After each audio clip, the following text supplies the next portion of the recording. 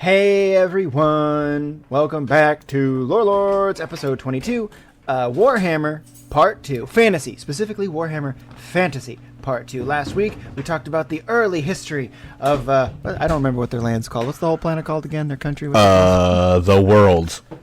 The world. We learned about the history of the world. And now, we're going to continue that with our boy, Atlas669. That's me. Atlas, that's you. If you want to take it away, bud, you take it away. Give it away now. Yeah. So, let's switch over to the main thing here. I just want to make a preface that I told Pat this already. When I finished my notes for this episode, I realized that I didn't want to do 4 parts or 3 parts of Warhammer Fantasy. I just wanted to get it done in 2 parts. And I had 17 pages of notes, and I managed to cut that down to it's 12 pages technically, but it's 10 pages of notes. 10 pages of notes. So, is it going to cover every single detail of the entire fantasy world? No, of course not. There's impossible. There's thousands of stories. There's reasons why there's entire YouTube channels dedicated and podcasts dedicated to Warhammer lore. It's extremely deep. Big fan of that. Yeah, and my 17 pages was just highlight notes. So and let me just say for the record that after last week's Lore Lords, I understood the world so much better that when we were playing Warhammer last week and also like just talking about it, I was just having so much more fun because I understood what was going on now. And yeah. It really does help. Yeah, and that's kind of the reason I'm doing this is so anyone who wants to get into Warhammer, be it through tabletop miniatures, be it through any system like Total Warhammer, or the old world game coming out soon, that you can have some understanding of what's going on. And last time, quick recap, we started at the origin of the whole planet. We went through the initial invasion of chaos demons. The lizard people. Yep, the lizard people. The old ones created the world. Lizard people rose up. They accidentally let chaos everywhere with the demons. That got stopped. It happened again. It got stopped again, where we talked about the tragic story of the Phoenix King Anarion, and then his son Malekith, who didn't have so much of a good time trying to walk into the fire. No, he burned himself to near death, and then ended up becoming the Witch King of Nagaroth and creating the Dark Elves. We went through the whole Elf Civil War, basically. It never technically ends, but the main gist of it was over. And then we ended up with the rise of the Tomb Kings, which was in the Africa area on the map you can see on the screen now. All the zombies and shit. Yes, they were all the ancient Egyptian skeletons with their big constructs and all very ancient Egyptian themed, called the Tomb Kings. The area is called Nehekara. That's the name of the kingdom. We'll say that a couple more times today. And the very last thing we covered was the nation of Araby was completely destroyed by a specific Tomb King named Arkin the Black. That was the last thing that happened. So we left the world off in about 1000. It was the year 1000. Right. Yes. But negative 1000, I should say. It was our equivalent of 1000 BC. But I wanted to start this one by going back a little bit to actually 10,000, negative 10,000, just to give an origin story for something, because it'll be brought up more now. Okay. So if you remember, last episode we talked about during the Second Civil War, during the Second Chaos Invasion, Anarion married a woman named the Everqueen, and they had 2 kids. And then this Everqueen was killed. And then he went crazy and became a very depressed man and kind of dark. But that's sad. Yeah, so his wife was killed. So let's go a little bit more detail into that and what actually happened with his wife. And in the year 10,000-ish, way back before any of that, a massive forest in the Empire area, if you look on the map, it's in between where it says Empire and Bretonia, which is like Europe, gained sentience to survive against the chaos invasions burning the forest down. And this was done via tree spirits. So these creatures known as the treekin and nymphs and dryads came to exist to defend the forest, and they did pretty well, but not too great. And so they kind of needed help. And one of the treekins' name was Durthu. Now this is a playable lord in Total War. Cool. He is a massive tree guy. He's my first picture we have today. He's just a massive tree man with a massive sword, kind of a badass. The trees started off being tranquil, but as they fought chaos, they started to kind of become gnarled, muscular trees that started liking to kill and That's hot. and Yeah, fight.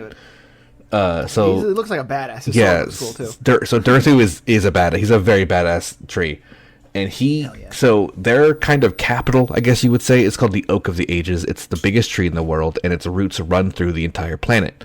And these spirits can travel through the roots, so they can kind of teleport all over.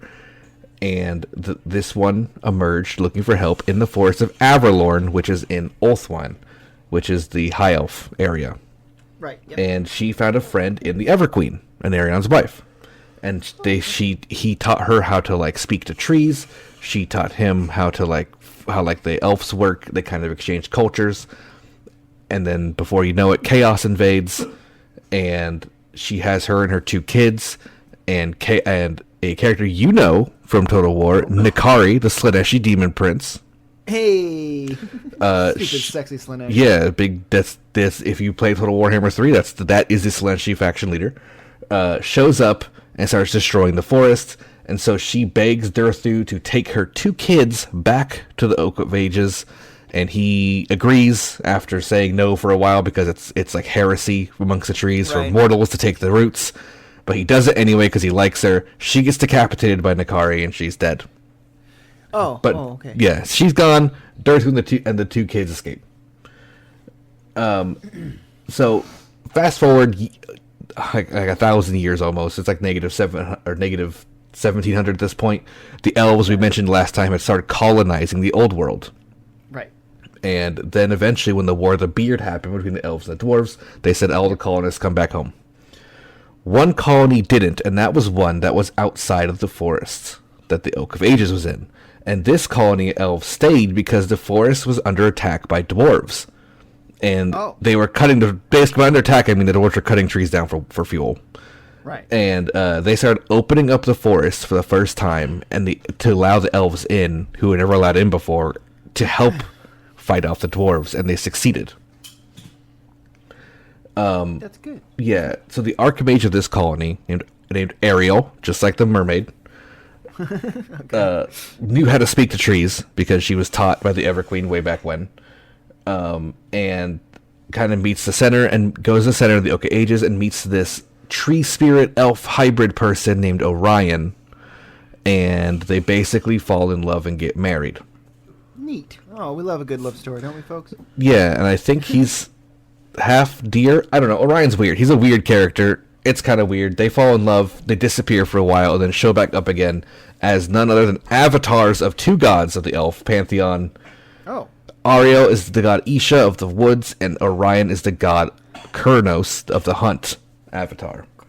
Oh, cool. Okay. And the reason why this happens is revealed when the trees come alive for the first time to the elves and start talking like the actual treekin, like Durthu comes up and they're like, hey guys, we need help because that dwarf army was bad, but there is a orc army that's like 5 times as bad coming down the mountains to us right now.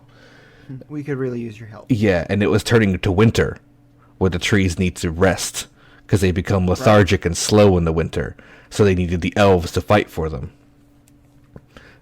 So they come together and establish the people of the Wood Elves.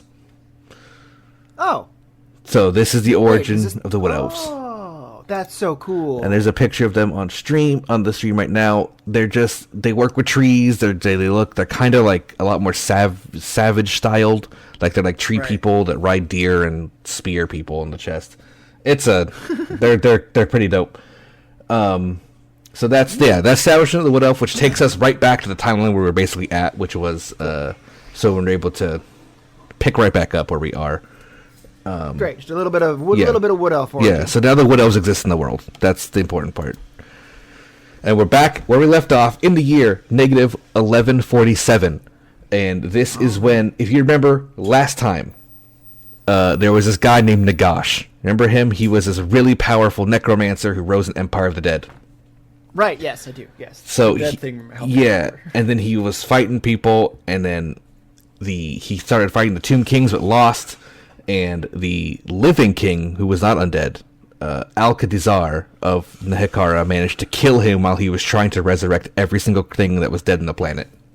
Oh, well, that's good job, bud. Yeah. You really Jesus. So that saves the world. That's a big while deal. he did kill him, he also died in the process, so Alcazar was killed. And sacrifices need to be made. Yeah, but in negative 1147, his body is discovered by a man named Kadon, and this man not only discovers his body, but he discovers that he is carrying the crown of sorcery, which was Nagash's crown. And he takes it, and immediately gets possessed by the spirit of Nagash.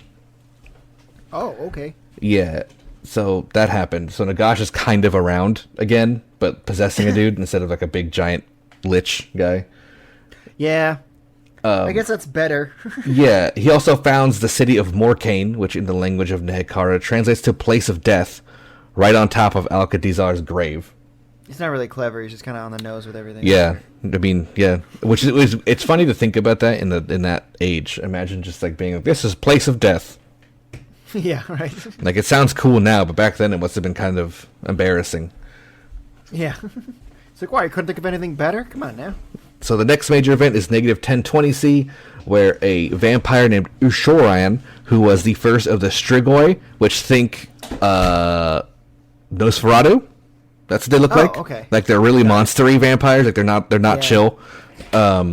He finds the city of Morcaine because he's drawn to it by the power of the crown, and kills Kadon, who is possessed by Nagash. Doesn't put the crown on, so Nagash is gone again. And he takes control of the city, founding the kingdom of Strigos. And his vampire kingdom does eventually fall in a couple years to a massive orc war, which is the name for their big armies, by the greenskin orc warlord Dork. Red Eye is his name. Yeah, his name is Dork. That's his first name. I love orc names, dude. Orcs, you're going to hear some great ones as we go through this. So, from the negative 1020 to 1,000, a Wa sweeps through the entire Badlands, claiming it for the Greenskins. All human cities are turned to rubble. Oh, kill the humans, this land is ours. Yeah, basically. We took them out real good. So, yeah, we did. There's another kind of sub-faction of orcs called Savage Orcs, and they have, like, body paint, and they wear, like, bone armor as opposed to, like, metal armor, and they usually use, like, wooden spears and stuff like that. That's pretty cool. And that's basically who inhabits the Badlands. They're not as strong as normal orcs, but they are twice as numerous, so it's kind of quantity over quality situation. Gotcha, and to swarm them. Yeah, and so when they attack this Strigoi kingdom, they kill Urshoran, the Strigoi leader. The crown is carried away north, however, by a few survivors. So the crown of sorcery, out there in the world now. We don't know where at this point. That's spooky. Negative 1002, the Ogre Blackgut tribe agrees to join a chaos host led by a chaos lord named Dlech the Merciless. The agreed wage for this was 1 human per day per ogre as food, which ended up to the ogres eating the entirety of Dlech's army, and he disbanded because he didn't realize how much ogres eat. So I put that in the notes as a fun little bit that Chaos tried to recruit some ogres, ended up losing their entire army to cannibalism. Oh my god. Negative 1000C, the Bretonii, a race of tribal people, migrate to the lands that will later become Bretonia, which I'll show that map up now. It's France. Is where France is. Yep. Yeah. So now we're in the first millennium. And the first thing I have here is negative 986, when Phoenix King Tethlas, who's the leader of the High Elves at the time, begins removing every Dark Elf from Ulthuan in an event known as the Scouring. So even Dark Elves who are living in peace get removed for being Dark Elves. That's not chill. Up, right. Yeah. Not chill.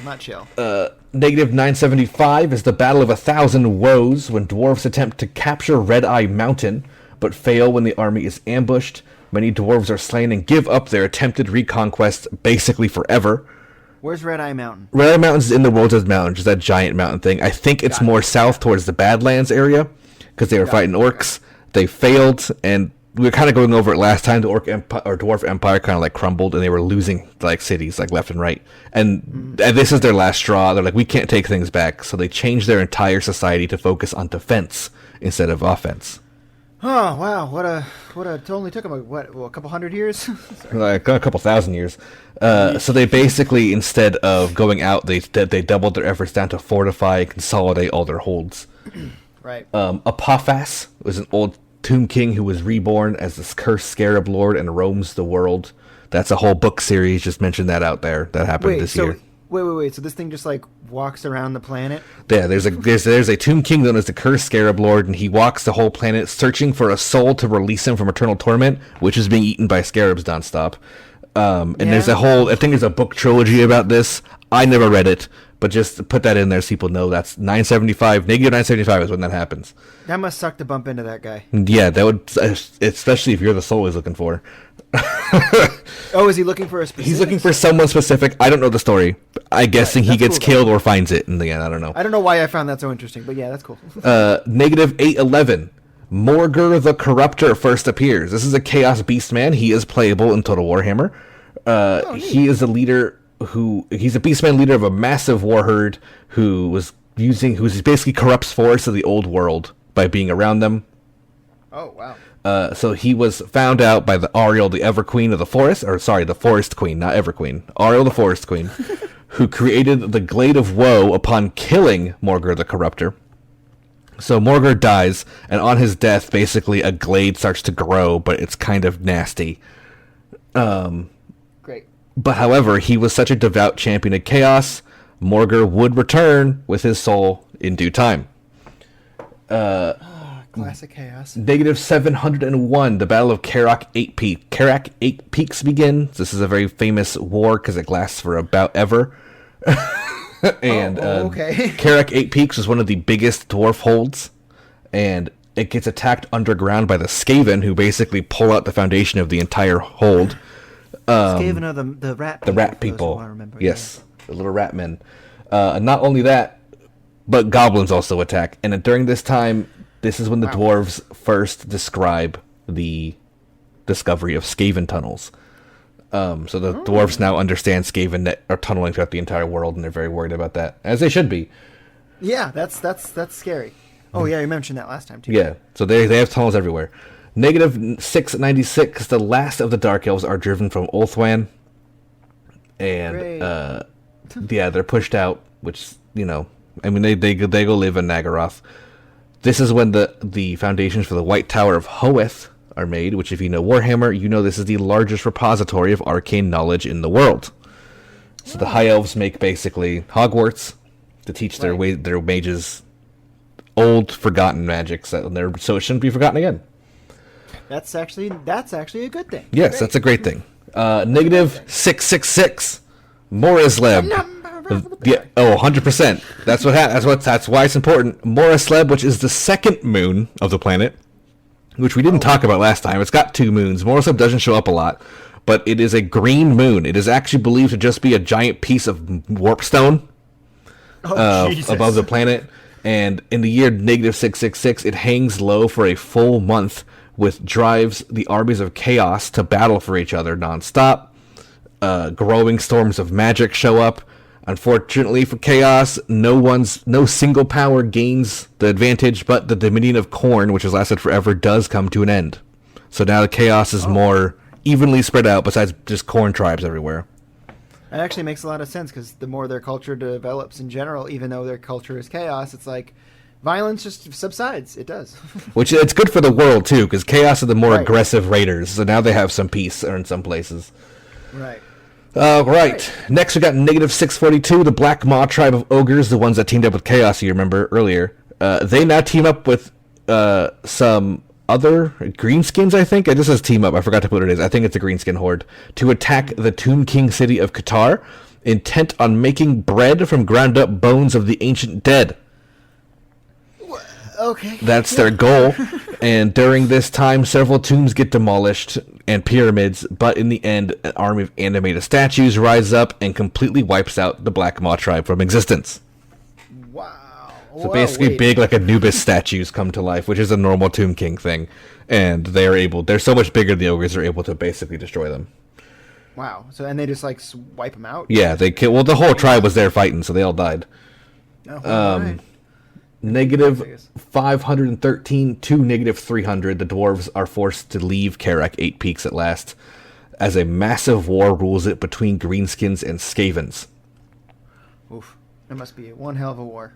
Yeah. So that's like a brutal. It's a brutal conflict, but in the year 300, the Skaven claim victory for a while as they wipe out the orcs and the goblins from the top levels. Wow. In negative, Skaven are not they're not to be. No. Pushovers, but no. not at all. Skaven is the most overpowered species in this entire planet. They just bicker with each other and they can't take over. So they breed faster than rats breed in real life. So it's bad, and they get to be about 4.5 feet tall, 4 feet tall. So they're bad. They're dangerous. They're also the smartest race on the planet by far. Negative 500C. The human race rises to supremacy in the area known as the Old World, which is the Empire, Bretonia, Estalia, Tilia, Kislev. Europe-looking area on the map. Negative. Kislev. Yeah, Kislev. We'll talk more about them soon. Negative 464. The Orc warlord Dork Red-Eye we mentioned earlier captures Karak Daz, which is one of the biggest dwarf cities. So he lost yet another one. Jesus Christ. He did this leading the biggest war ever seen on the planet, and he renames the city Black Crag, which is known basically for the rest of time as the capital of orcs. Oh wow, that rubs it in the dwarf's face. Yeah, so like on the map, like in Total War, for example, Black Crag is there. It's known in a lot. It's like that's like where the orcs basically spawn the highest. It's their capital city.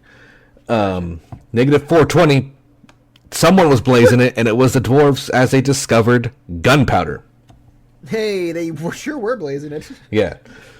Negative 370C, Urgok the Beard Runner rampages with a Wa to threaten once again to overwhelm dwarves, but they are defeated at the Battle of Blackwater with the help of new guns. So this was the orcs finally lost the dwarves because they have rifles and cannons.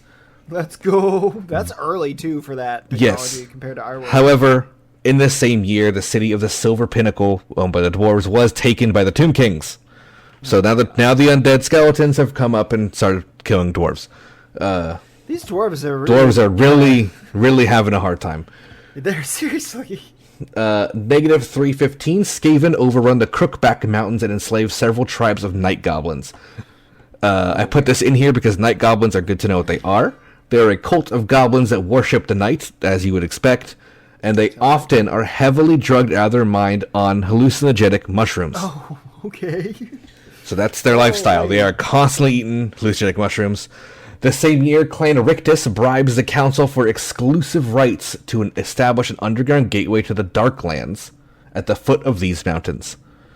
So Clan Rictus, which is one of the bigger clans of Skaven, now has an exclusive right to get to the Darklands, which is where we mentioned last time, where the Chaos Dwarves live. That's right, yeah.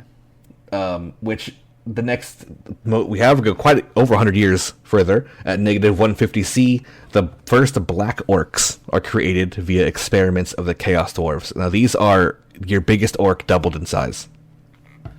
Oh wow, okay. And the Chaos Orcs made these guys, or the Chaos Dwarves made these guys to be their like slave workers and soldiers. Did that work or did that backfire? We'll get to that soon. Negative 100. Nagash returns again. I pulled this picture up just so you guys can remember who he is. Negative 100. Nagash returns back, destroying the Skaven clan Rekek, who lives under Cripple Peak, which you remember was the big mountain of Warpstone where he lived originally. And the same year, the Black Orcs revolt against the Chaos Dwarves, rallying all greenskin slaves to their cause, but the revolt fails due to the betrayal of the greenskin race of the Hobgoblins. Oh. Which earns the Hobgoblins forever hatred by the rest of the greenskins. Yeah. They will never team up with other greenskins. All greenskins will remember this. The Chaos Dwarves purge all greenskins besides Hobgoblins in their capital and give Hobgoblins rights in their society. Well, that's very nice of them. Despite this, many Black Orcs do escape, and they begin to proliferate around the world. Well, they kind of look. I mean, they're gonna fight back. Yeah, and orcs breed a lot, so Black Orcs we're gonna be seeing more of them. Negative 40C, Nagash Foley is reborn in his body 1,111 years after his defeat and tries to control the Tomb Kings, but they rebel under him. And our main guy we talked about last time, Cetra, manages to beat back Nagash and they force him to retreat to his old city, Nagashazar, underneath the crippled peak, where he finds it completely infested by Skaven. However, he manages to take them out in a single night. Wow. And he also uses them as an army, so now they're his undead Skaven army. Cetra tries to fight against other Tomb Kings at this time for dominance on a high, but he fails, and he is then retreated to the kingdom of Khemri, which he is now founding his own undead empire that rivals Nagash's in size and power. So Cetra stays alive. This whole time the Tomb Kings have been like sleeping kind of and waking back up again. Cetra decides to stay awake. He's going to stay awake and he's going to build this massive undead army so Nagash can't take over the world. The next event is 30C, and this is a little bit of a story I have here. There was a human tribe called the Umbergojans. They lived in the old world, and they were led by a man named Bjorn. And they journeyed to the area called Brackenwalsh, which is a place that no men would dare go, for it is known as a path to the underworld. At this time, Bjorn's wife was pregnant. Her name was Griselda, and they approached a seer's hut because they wanted a reading on the fate of their journey into Brackenwalsh. And fearing for her safety, he left Griselda in the cart with a couple men to guard her. As they entered the seer's hut, she was nowhere to be found until Bjorn looked at her cauldron and noticed it clear blue eyes peering at him from the broth, knowing that she had been boiled alive in her cauldron, and only one species would do this, and that would be the orcs. Soon enough, they hear an orc war cry as the orcs fall upon the tent, setting a trap for them, and Bjorn led his men into fearsome battle wielding his legendary axe Soul Taker, slaying most of the orcs himself, and the battle is eventually won, but it was a Pyrrhic victory as most of their men are dead, and it was too late for his wife, as he returned back to the cart and found her dying of blood loss. But beneath her something stirred. Moving and writhing in the blood of men and orc combined was his born son. What? The grieving That's cool. king would raise the sun into the air, and the sky cracked with thunder, and the comets parted as a comet with twin fiery tails passed over. This child was given the name Sigmar, and would enter the world of blood in the blood of orcs on his flesh, and the sound of war in his ears. 15 years later, at -15, at only 15 years old, Sigmar has risen to be the strongest warrior of the tribe. He was fueled by a vision of united, prosperous, and mighty future of humanity. Sigmar leads a raid in retaliation against the green-skinned tribes for prior attacks on his people, including the death of his mother. And unknown to him, this tribe had a prisoner, the dwarf High King Kurgan Ironbeard, as well as his kinsman and guard. So Sigmar was able to attack these people and would rescue the orcs, attack these orcs and rescue the dwarfs, albeit unknowingly. During this fight, Kurgan Ironbeard witnessed a young human man at only 15 years old facing down the massive black orc war chief Vagraz Headstompa, and witnessed this young human being able to fight him with bronze weapons alone. Ironbeard, with the surge of power, ripped his chains apart and retrieved his hammer, Gal Maraz, the Splitter of Skulls. Instead of using it himself in his weakened state, he threw the hammer to Sigmar, who caught it. And then Sigmar managed to smash the orc's skull into bits using this hammer. And the dwarves really needed to win, so... Yeah, the king is rescued. At the end of this battle, Sigmar went to return the hammer, saying, "This is yours." But an event happened that was unheard of and would never happen again. The dwarves gave up a sacred relic to the humans, telling Sigmar to keep it. And what this would do would forever connect men and dwarves as the strongest of allies, where this pact would never break. Really? So, oh, wow. That's nice. Yeah, with this legendary hammer given to young Sigmar, this hammer wasn't like any others because it was semi-sentient. It kind of had a mind of its own, and it chooses its bearer. So it had been waiting its entire life for Sigmar to pick it up. That's so cool.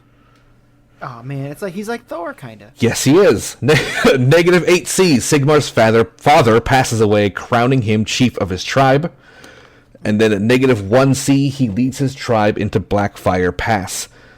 So Blackfire Pass was a huge battle where Sigmar and his ally, the Dwarf King Kurgan Ironbeard, team up. I have a picture of Sigmar. I can bring that up. So Kurgan Ironbeard, the dwarf, and Sigmar, the king of men, team up after he's able it's to. Literally Thor. Yeah. So Sigmar, in these 7 years, being crowned the king, goes to all the other tribes of the old world and gets them to join together to fight the Greenskins. So he's now leading all these human tribes in the Blackfire Pass with the dwarves, fighting a huge battle, which ends up in success as Sigmar himself duels and slays the Orc Warchief. And removes his head. That's what this picture actually is him holding the head of the Orc Warchief and raising his hammer above his head. Yep. Which that's pretty dope. Brings us to 1C, the first year, and part 3 of this story, the Empire. As Sigmar, now named Sigmar Heldenhammer, meaning Hammer of Goblins in Dwarven tongue, returns to the city of Reichdorf, and with his strongest warriors of Ulfric, which is the god he worships, his name was Ulfric, he's like kind of the avatar of the god himself, crowns Sigmar as the first emperor of man. Wow. The dwarven, he did it. So this is why like the calendar switches over. Yes, this is the first year of the founding of the Empire, the first year of the Imperial calendar. Okay. So after he is crowned emperor, a dwarf smith, Alaric the Mad, would begin creating the Rune Fang swords. These would be 12 legendary blades, meant for each leader of the human tribes that made up the new empire. Cool. Down with that. So everyone's going to get legendary swords. The same year, the human nation of Tilia is founded. This is Italy. I just put this in there so you know it exists. They are not part of the empire, but they are another human kingdom of equal tech, so there's just another medieval human kingdom exists. Right. This same year, the Skaven of Clan Pestilence, we mentioned this last time, they were fighting the Lizardmen in Lustria by putting plagues on them. Right. They finally win their war, and they claim the Lizardmen city of Chaqua when their Sland Mage Priest dies of plague, and this is the first Sland Mage Priest to die to non-chaos, so it was a very big deal to them, and the Lizardmen kind of panic. Right. So just put that there in the notes. The next year, Sigmar names the 12 chiefs that make up the Empire as counts and establishes the first noble titles of the Empire. So the Empire is made up of 12 different nations, and each of their leaders are known as the counts. Okay. For example, there is the nation of Middenheim, so there is a Count of Middenheim, and he is a very powerful person. The only rank higher than Count is Emperor. Right. So he gives the power out like a smart leader. So people are it's evenly spread. They can check each other. It works out. Right. That's good. That's what I was about to say. This is how an empire evolves, is when you split power. Yeah. So he's not power hungry at all. He's a very good person.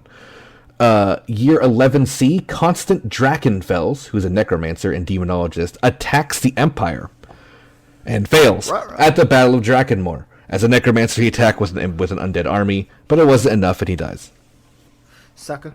In 1115, Nagash learns of a necromancer named Morath, who is a former quarter of the Strigoys that we talked about earlier, the kind of monster guys, holds his crown. So he gets pissed off and wants to go get it back. So this crown is being held in the mountains south of the Empire, kind of the gateway to the old world from the Badlands. And he raises a massive army of the dead to assault the Empire to get this crown, because this Morath guy happens to have been slain by Sigmar the previous year. And so Sigmar has this crown, and he doesn't know what it is. He doesn't put it on, because he knows it's magic. He knows it's bad. Right. So he just kind of stores it, and Nagash now fully attacks the Empire. And at the Battle of the River Reich, Nagash is beaten in a duel by Sigmar. Damn, this dude's kind of a badass. Yeah, Sigmar smacks the fuck out of that skeleton with his hammer, and when that happens, basically the whole army crumbles because they don't have any leader anymore. There's just to put his name out there in the lore for people who know, during this battle, Nagash's right-hand man was Krell, who is a big skeleton who was a former champion of Khorne in his life, so he still wears this Khornite armor even though he's a skeleton. He's the only survivor of this battle, but he does get captured by Sigmar and imprisoned in a magical tomb in the mountains, so he can't raise himself again. Sucker. Yeah, deal with it. This also, at the same time, a massive Skaven horde attacks Sigmar's army, who he then defeats, and the Skavens shred the documents of this encounter. I just thought that was a fun note to put in there. The Skaven, like, that didn't happen. Because they ambushed a wounded army and lost. So they got very embarrassed. That's really funny, though. In the year 30C, a man named Vorkin Jarl seeks to usurp Sigmar as the Emperor of Man by doing none other than making a pact with 4 gods of chaos. Oh, great. That's smart. That's how you... Okay. Yeah, so he raises a demon army and manages to nearly overwhelm the Empire. Because, demons are new. So they kind of charge into this army. But the Chaos Gods get bored at the siege of the capital city and decide to bring all their armies back. So Jarl is literally left alone. Oh my god. And Sigmar walks out and crushes his skull. Oh. So that ended that usurping attempt. That's funny as hell. Chaos Gods is like, you know what? Nah. Yeah, they literally got bored. That must have been like the most horrifying moment for that guy. Yeah. When all of a sudden he just sees the demon troops like, all right, see ya. Your demon general's like, later, boss. You're like, wait, no. And all of a sudden you just hear lightning coming from the capital because Sigmar's fucking pissed. And he's Thor. Sorry. He's basically Thor. Our next moment is 50C. So Sigmar's pretty old at this point. He's getting to be 80. And Sigmar, sitting on his throne, he stands up, takes off his crown, and puts it down in the chair. He walks out of his castle and heads east on a journey with his guards to the nation of Talabheim, which is a part of the Empire. They're kind of on the western coast, of the Empire.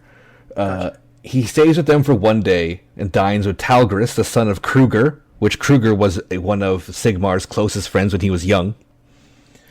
So he's having dinner with his son, sharing stories. His son, Talgris, is like, stay with us for a couple days. Like, let's, hang out. You're dope. You, like, my dad was cool. You're cool. Like, let's hang out. And he's like, no, I gotta go. I gotta do something tomorrow. So he wakes up in the middle of the night and leaves out alone without his guards into the mountains of Blackfire Pass. Where he encounters the great demon of Tzeentch, named Tzeentcha Shirargetu. Getru? I don't know.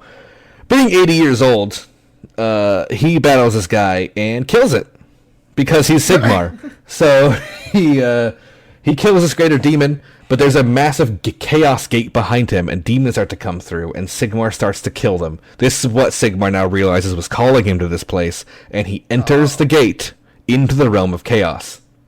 Okay. Using the power of his hammer Galmaraz from the inside, he seals the gate behind him, trapping himself forever in the realm of chaos.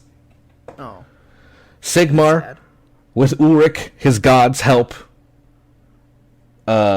gets to destroy the entire host of demons that was coming through, not dying in the end, but instead attaining divinity, rising to godhood. What? So, this is the end of Sigmar? This is the end of Sigmar's story. Sigmar is a huge name in Warhammer. The current version of the game is called the Age of Sigmar, for example.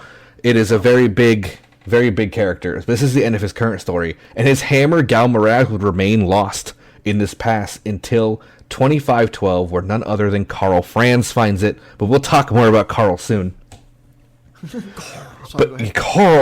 But in his absence, an empire created the Elector Count system, where instead of, because he had no heirs, they would vote on who would become the next emperor. Wow, they're very progressive. Yes. So the Elector Counts are even stronger than the Counts, and each Elector Count represents each, one of those old tribes, So Heydrich the First is crowned as emperor. He's not really important, but he's the next emperor. We're not going to ever talk about him again. he ruled. He didn't destroy the empire, so I guess that's a good job. Yeah, he managed it. Yeah, in the year 73C, which is 23 years after, the first grand theologist, Johann Hellstrom, is chosen to lead the growing cult of Sigmar.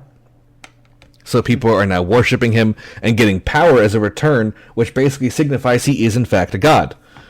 That's really awesome. Way to go, Sigmar. So, in the year 100C, Alarak the Mad, the guy who made those swords, shows back up to give out his 12 rune fangs. Unfortunately, humans don't live as long as dwarves, so everyone he wanted to give it to is dead. Because because it took him I didn't 100 play years to make the swords. But Oh, I didn't play he's this, still, I'm sorry. yeah, he did. I don't think he realized that his name was Alaric the Mad. He's not all there, but he did show up with some great swords, and he did give them to each Elector Count, and the final one going to the Emperor himself. Okay, well, that's good. This same year, Cetra attacks the coast of what later would be Bretonia, taking hundreds of human victims back to Kemri. Oh, God. In Lustria, back when Lizardmen were, they finally beat the Skaven and drive them back out to the Old World. I was going to ask, I forgot to ask if the lizard people died, but I guess not. No, they're still there. They were hanging on by a thread, but they did manage to win out in the end. But they did this by creating their own plague, giving them a taste of their own medicine, called the Plague of Sotek, which starts growing scales in the rats, giving them heart attacks, and they die. Oh, shit. Okay. Yeah, it's like turning them into lizards. This is also when they start worshipping Sotek as their main god. He was just one of their old ones. He was an old one, and he ends up becoming like their main old one at this point. That's pretty neat. Cool. Clan Pestilence emerges back in Skavenblight, where the capital of Skavens are, and they lost their war in Lizardmen people, so the Skaven are kind of like, you guys kind of suck. So in retaliation, they start a massive civil war, where the first Skaven civil war happens in a bid for power. The Lizardmen, who went out in Lustria, start to seal up the Skaven tunnels, but unfortunately miss a couple. 101C, the next year, Cetra rebuilds Kemri to allow humans to live there. Immortal life now once again fills the streets of Kemri under the rule of Cetra and their skeletons. Probably smells pretty bad, but, he's kind of a good guy. He lets humans live in their city. Yeah, it's better than killing them. Yeah, that turns out to be why he kidnapped those Bretonians, is they were actually he wanted to have people to rule over and that weren't dead. Oh. So now there's new people. It's kind of messed up, but give it a couple hundred years and they'll forget. Yeah.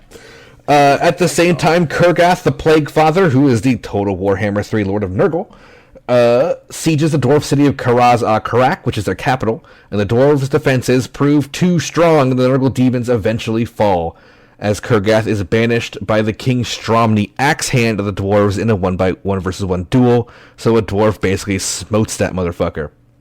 1v1 me, bro. Let's go. 110 years later, Oh, wow. in the year 210C, the War of the Hammer begins, which is a never-ending war to retrieve the heirloom of the dwarves, the Hammer of Algrim. This hammer contains a bronze disc that belongs to King Alakarad of the Tomb Kings, which is why he never wants to give it up. And his skeletal legions never stop battling the dwarves, and it exchanges hands over a dozen times over the following centuries. 487. 200 years plus into the future, Morgur the Corruptor comes back to start corrupting forests, as we mentioned earlier, and this time Orion himself leaves the forest and kills the motherfucker. But he'll be back. He'll be back again. 500C, a long-lost Skaven clan of Eshin, we kind of mentioned last time, went to Cathay. But they came back to the Council of 13 offering their work. Many clans are quickly brought to heel, and the civil war ends as these master assassins kill almost all the warlords. Okay. These are ninja rats. They are fantastic. I love the ninja rats. I really hope they come out in Total War soon. They're in the last one, but I hope they come out in the new one too. 555C. So we're 55 years in the future. Middenheim, which is one of my favorite stories, they're an empire, part of the empire. They nearly secede, but they're granted a charter by the emperor, granting it the rights of an independent city-state, which also creates the office of Knight Eternal, which is basically another high-ranking person who's in charge of Middenheim. Okay. 557C, the Bretoni defeat a great incursion of greenskins, but their orc leaders survive and demand tribute from the Bretoni leaders. And they refuse, which starts a 400-year war against orcs. So good luck, guys. 590. After 100 years of constant battle over the dwarf hold of Karak Vrag, ogre tyrant Trug Leg Chomper leads a dozen giants into the fray and breaks down their front gate. However, he takes a cannonball from the dwarves to the gut, and being unable to eat for a week, he invents the Lookout Noblar, which is a small Noblar to stand on the shoulder of ogres to warn them of incoming cannonballs. I put that in there because it's funny. It's pretty funny. He gets hit in the stomach with a cannonball and cannot eat for a week. 600C. Clan Pestilence is allowed on the Council of 13 after they kill one of the Lords of Decay in ritual combat. So the Plague Rats are now allowed to be a leader of the Skaven. Congratulations. Congrats, guys. 635C. We go back to our old friend Malekith as he meets with the greater demon of Nurgle, Epidemius, who has come to claim Malekith's soul for a deal made in the past sometime. Malekith says no, fuck you, and starts a massive war against Nurgle. Yeah. However, it doesn't end up going too well for Malekith, and instead of giving himself over, he gives Epidermis 1,000 Dark Elf souls. Epidermis is pleased and leaves Malekith alone. Wow, Malekith just has a lot of L's in his life. Yes. Like the dwarves, the Dark Elves don't really get a good break. Yeah, seriously. Now we're on to the year 666. Morazleb once again, we've been 1,000 years. Morazleb once again hangs low in the air and orbits the world closer than ever before. Chaos armies and demons march in strength. Setra rises up to fight them, but is pressed hard and starts to lose ground with his army of skeletons. Aid comes in the form of Prince Stormrider, a high elf general who forms an unlikely alliance with the Tomb Kings, and they vanquish the demons. This would be the start, however, of a long friendship between the two races, as Elf and Tomb King kind of become buddies. Okay. He's like, you guys are skeletons, but you got a solid head in your shoulder, I guess. A lot of calcium. Next, we go forward to 702, where the ogres who traveled to the far east learn that the horned trophies in their helmets are of great value to people there, and begin to sell them for a lot of money. This transaction names the trade route the Ivory Road. This is this world's version of the Silk Road, and is very prominent in Total War Warhammer 3, which is why I brought it up here. Oh, neat. Next, we got 850C. We've gone forward 150 years. Grand moving along now. Grand Theogonist Marisu Mauler, it's like the leader of the Church of Sigmar, decrees there is only one god, and it's Sigmar, and all the other ones are fakes. Later that night, he is taken away by a large three-headed blood-red colored hound and never seen again. Just thought I'd put that in there. The other gods punished him. Don't know who did it. Could have been a couple people, probably Khorne, but it could have been a couple people. Seems like a Khorne. So he said Sigmar's the only god, got eaten, and everyone's like, well, he was wrong. 876C. This is a big one. The Norsican raiders, who are basically, from Norsca at the top, they're like barbarians, usually chaosy.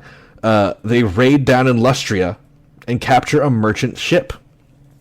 And during the capture of the merchant ship, they loot it and unknowingly take on board a coffin which holds the body of Luthor Harkon. His picture is now on stream. Luthor Harkon is a big character. By the time the ship arrives in Lustria, the entire crew has been enslaved, turned undead, or turned into vampires by the very, very powerful vampire lord Luthor Harkon. Okay.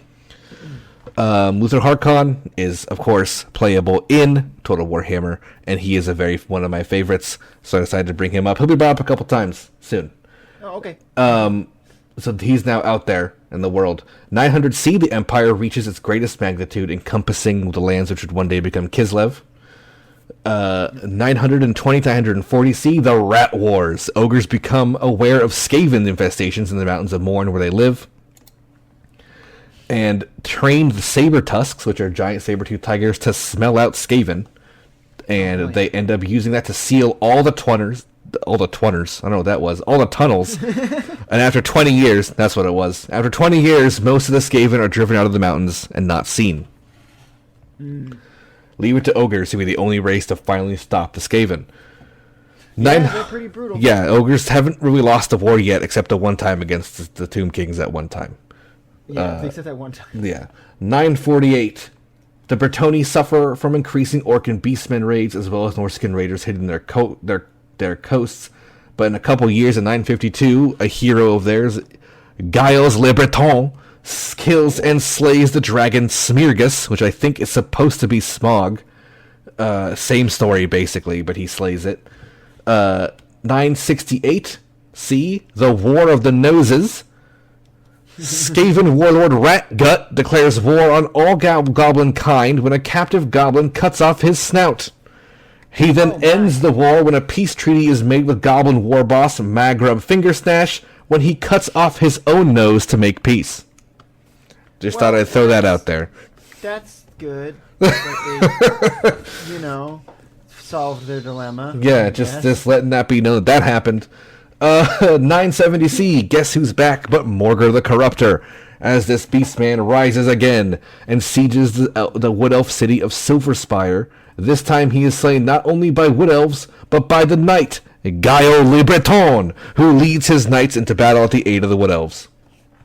Le Breton. Le Breton, he is a very good knight. The dukedom of Glanbroyal is destroyed by orcs, and the nation of Carcassonne annexes much of its known territory. Gaio Le Breton becomes the Duke of the nation of Baston, and he conquers all land west of the Grey Mountains and creates the Kingdom of Bretonia. We got some Bretonias on screen. For the record, I fucking love the Bretonians in every way. They are one of my favorite people. Think King Arthur and France. That's literally what they are. And they're amazing. The orcs and the goblins retreat under the might of these new Bretonian armies of knights. Cool. 990C, Grand Theogonist of the Cult of Sigmar, is given an electoral vote by Emperor Ludwig the Fat. So now the church gets a vote on who becomes the emperor. Yeah, we don't like this. Things are starting to look kind of bad. That's not good. It's just going to get worse. Now we're in the first millennium. At the year 1000, Count Schwaltz is drawn to the tales of treasure into the ancient cities of Nehekara in the deserts in the south, where he is ambushed by an army of Tomb Kings, which this is the first meeting of empires and Tomb Kings. This is met back home as tales of desert madness, stating a forever trend of This starts basically a trend forever of adventurers journeying into the sands for treasure and dying to Tomb Kings. So that happens. This same year, Emperor Ludwig the Fat grants an imperial charter and electoral vote to the halflings of the Moot. Oh, good job, halflings. You're doing great. Little guys. 1001, Louis the Rash, son of Giles Le Breton, becomes a Grail Knight and is crowned King of Bretonia after the death of his father, Giles Le Breton. And he establishes the tradition that the King of Bretonia must be chosen by the Lady. This is the Lady of the Lake, who is the goddess of Bretonia. Oh, okay. If that sounds familiar, it's because it's from King Arthur. Right, I was like, that is... all right, well, gotta take your inspiration from somewhere. Yeah. This starts the decree of chivalry amongst the Bretonia, which is basically exactly what you imagine. They're very medieval knightly. The King of Bretonia also acknowledges the Wood Elves as their own kingdom, starting their permanent alliance. Oh, well, so that's probably the best way to make it. Wood Elves of Bretonia are neighbors and they're best friends. This is the same year the Grail Knights are established to seek and protect, you guessed it, the Holy Grail, which is the treasure of the Lady of Bretonia. Wow, they really just they got when they wrote this part, they was like, fuck it, it's King Arthur. Yeah, so there we go. 1011C, Luther Harkon, our favorite vampire, becomes so powerful he uses magic to enchant the waters on the north. You can actually see it on the map where it says New World, where South America is to the right. You see some words in the coast. That is where the waters are enchanted to draw ships in because it's very high shoals, so they crash, and this area becomes known as the Vampire Coast. Neat. This is when he starts his army of vampirates, as I'll be calling them from now on, because that's what they are. 1022, the dwarves developed the first steam engine. So dwarves making some progress. They got guns, they got steam power.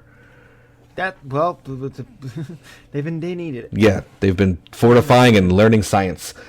Good. That's what it takes. Sometimes a little bit of isolation goes a long way. Yeah, when they're locked in their forever holes with stone walls, they have plenty of time to read. And next we have the year 1110, the Archlector of Sigmar. So, the guy who got that vote is revealed to be a cultist of Slaanesh, causing the entire Imperial court to relocate and leave the city where they live, and he's killed in the process. Well, that's what happens. The next year, the Black Death is unleashed by Clan Pestilence and wipes out 9/10 of the Empire's population. Are you fucking serious? The Skaven erupt from a hidden tunnel system underneath and start to overrun the land. In the land of Sylvania, the necromancer Frederick Van Hal raises a huge army of the dead from the plague victims and manages to defeat the Skaven. Wow. Frederick Van Hal builds the fortress of, here we go, Van Haldenschlosses, and carves out a powerful undead empire. Over the following decades, a three-way war between Empire, Undead, and Skaven is fought. Because if you thought he was going to be friends with the Empire, you were wrong. This ends when Van Hal is assassinated, which causes his undead horde to collapse, as he was the one keeping them together. The Skaven end up getting driven underground, however, by Count Mandred the Skaven Slayer, living up to his title. Yeah, I guess so. Luther Harkon's vampire pirates become known around the world, so the vampires are now a known threat in the same year as their ships start to raid the world, getting more people to be vampires, and just being overall a menace. Next we got the years 1112 to 1140, where forest goblins emerge and war with the Skavens over the plague-ridden empire. So the same area now is being attacked by forest goblins and Skaven. Where stories are spread of spiders being the size of houses. Unfortunately for everyone in the world, these are not just stories, as they exist, and they're some of my favorite miniatures, but they're giant spiders that usually have kind of like howdahs built on the back of them by goblins, where they ride these spiders and shoot bows off of them. Yeah, great things. That's nightmare fuel. Yes, very much so. 1206 to 1244, Dieter Hellsnitch, one of the wizards, the strongest wizards of Middenheim, is discovered to be a necromancer and attacks Middenheim with great success, but ultimately fails. However, his body is never found. So as you're starting to see, necromancy, pretty popular in the Empire. Yeah, it's a big thing here. It's a quick way to power. That's what it is. You can very quickly have an army if you're a necromancer. You just go to a graveyard and you have an army all of a sudden.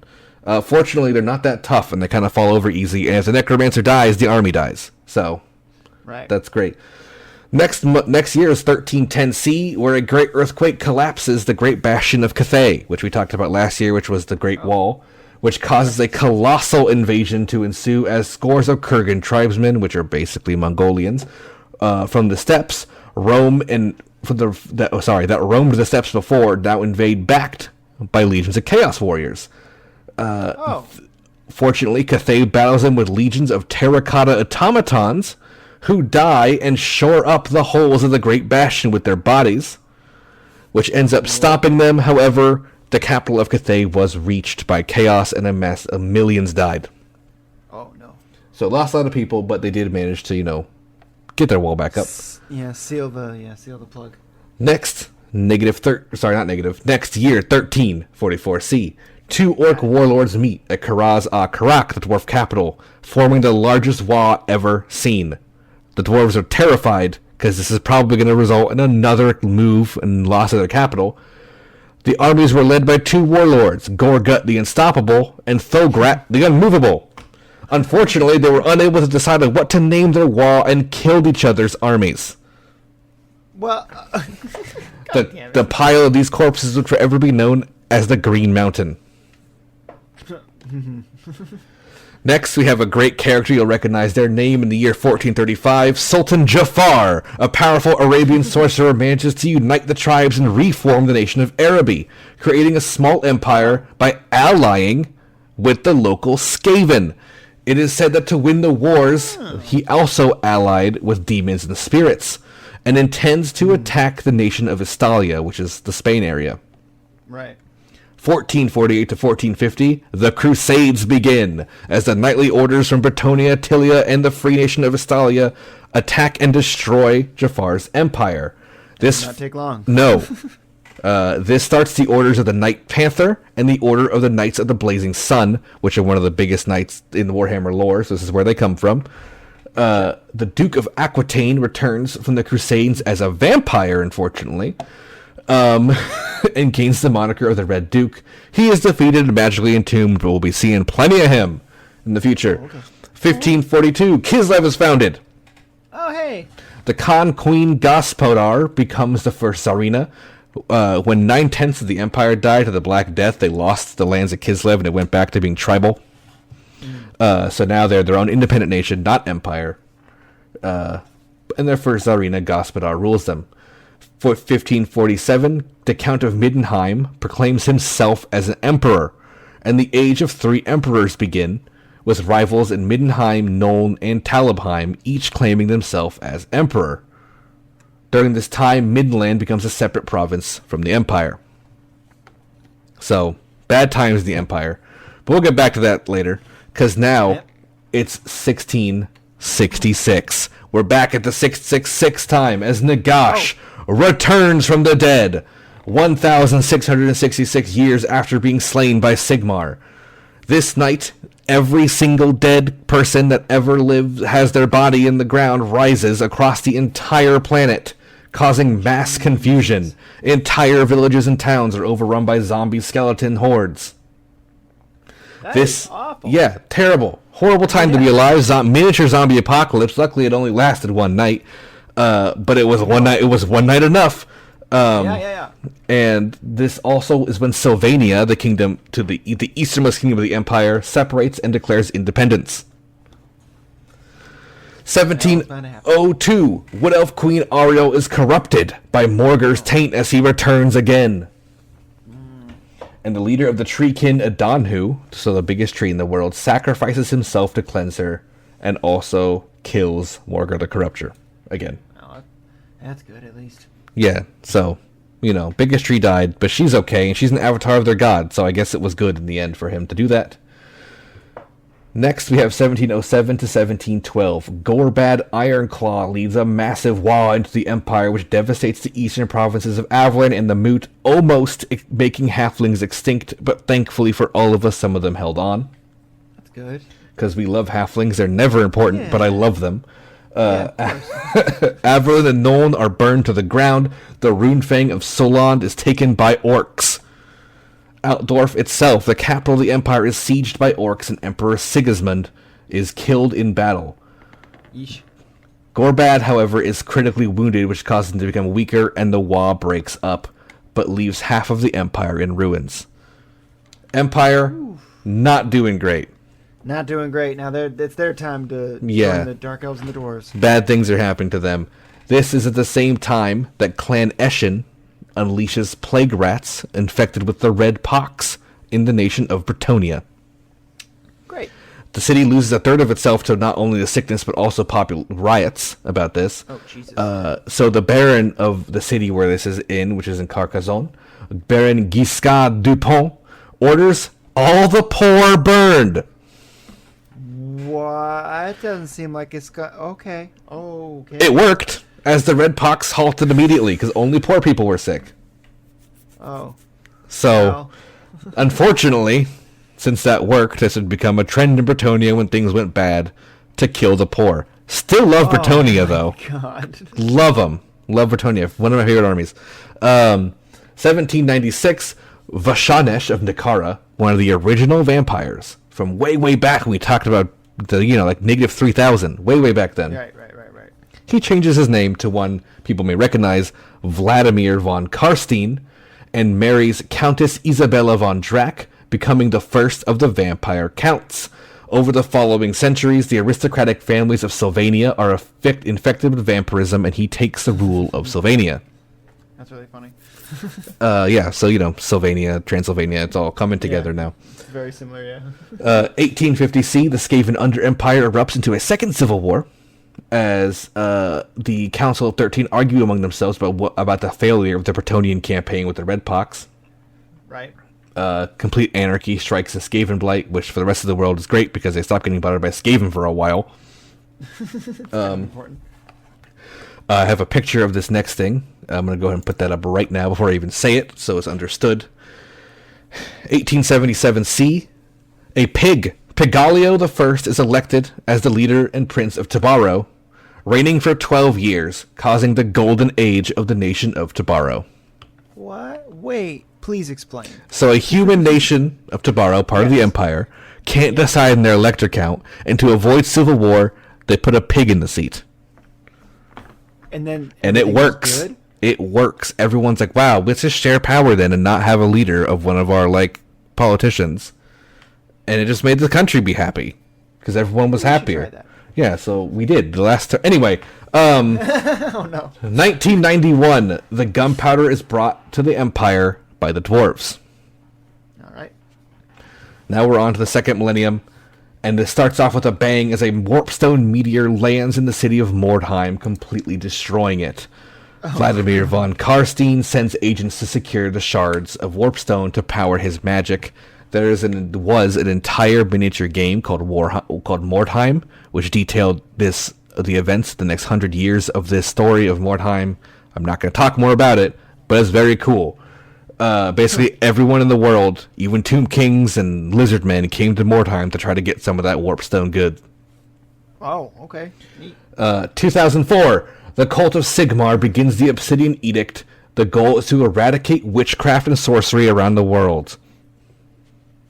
All right. Yikes! We're getting witch huntery. That's not good. Yeah, that feels like Sigmar wouldn't even be about that. No, he wouldn't. 2007, Rapance de Lyonesse, one of my favorite characters of all, a peasant, hears the voices of the lady in her head and rises to lead an army. Sound familiar?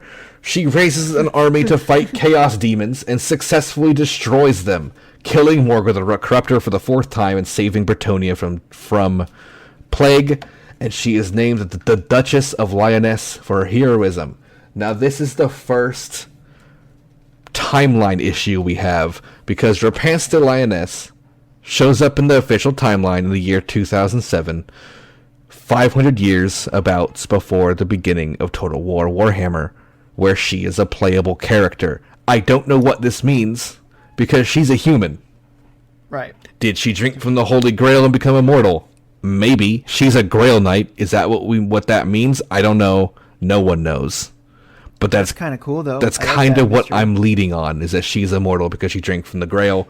No one knows what the Grail is. The story of Bretonnia is all these knights are constantly trying to find it.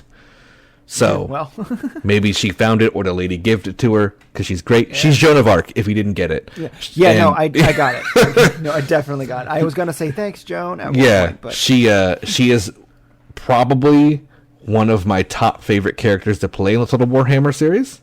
Oh, cool. She is amazing. She's extremely powerful. Love her to death. Rapance de Lyonesse kicks ass. Next, we got 2051.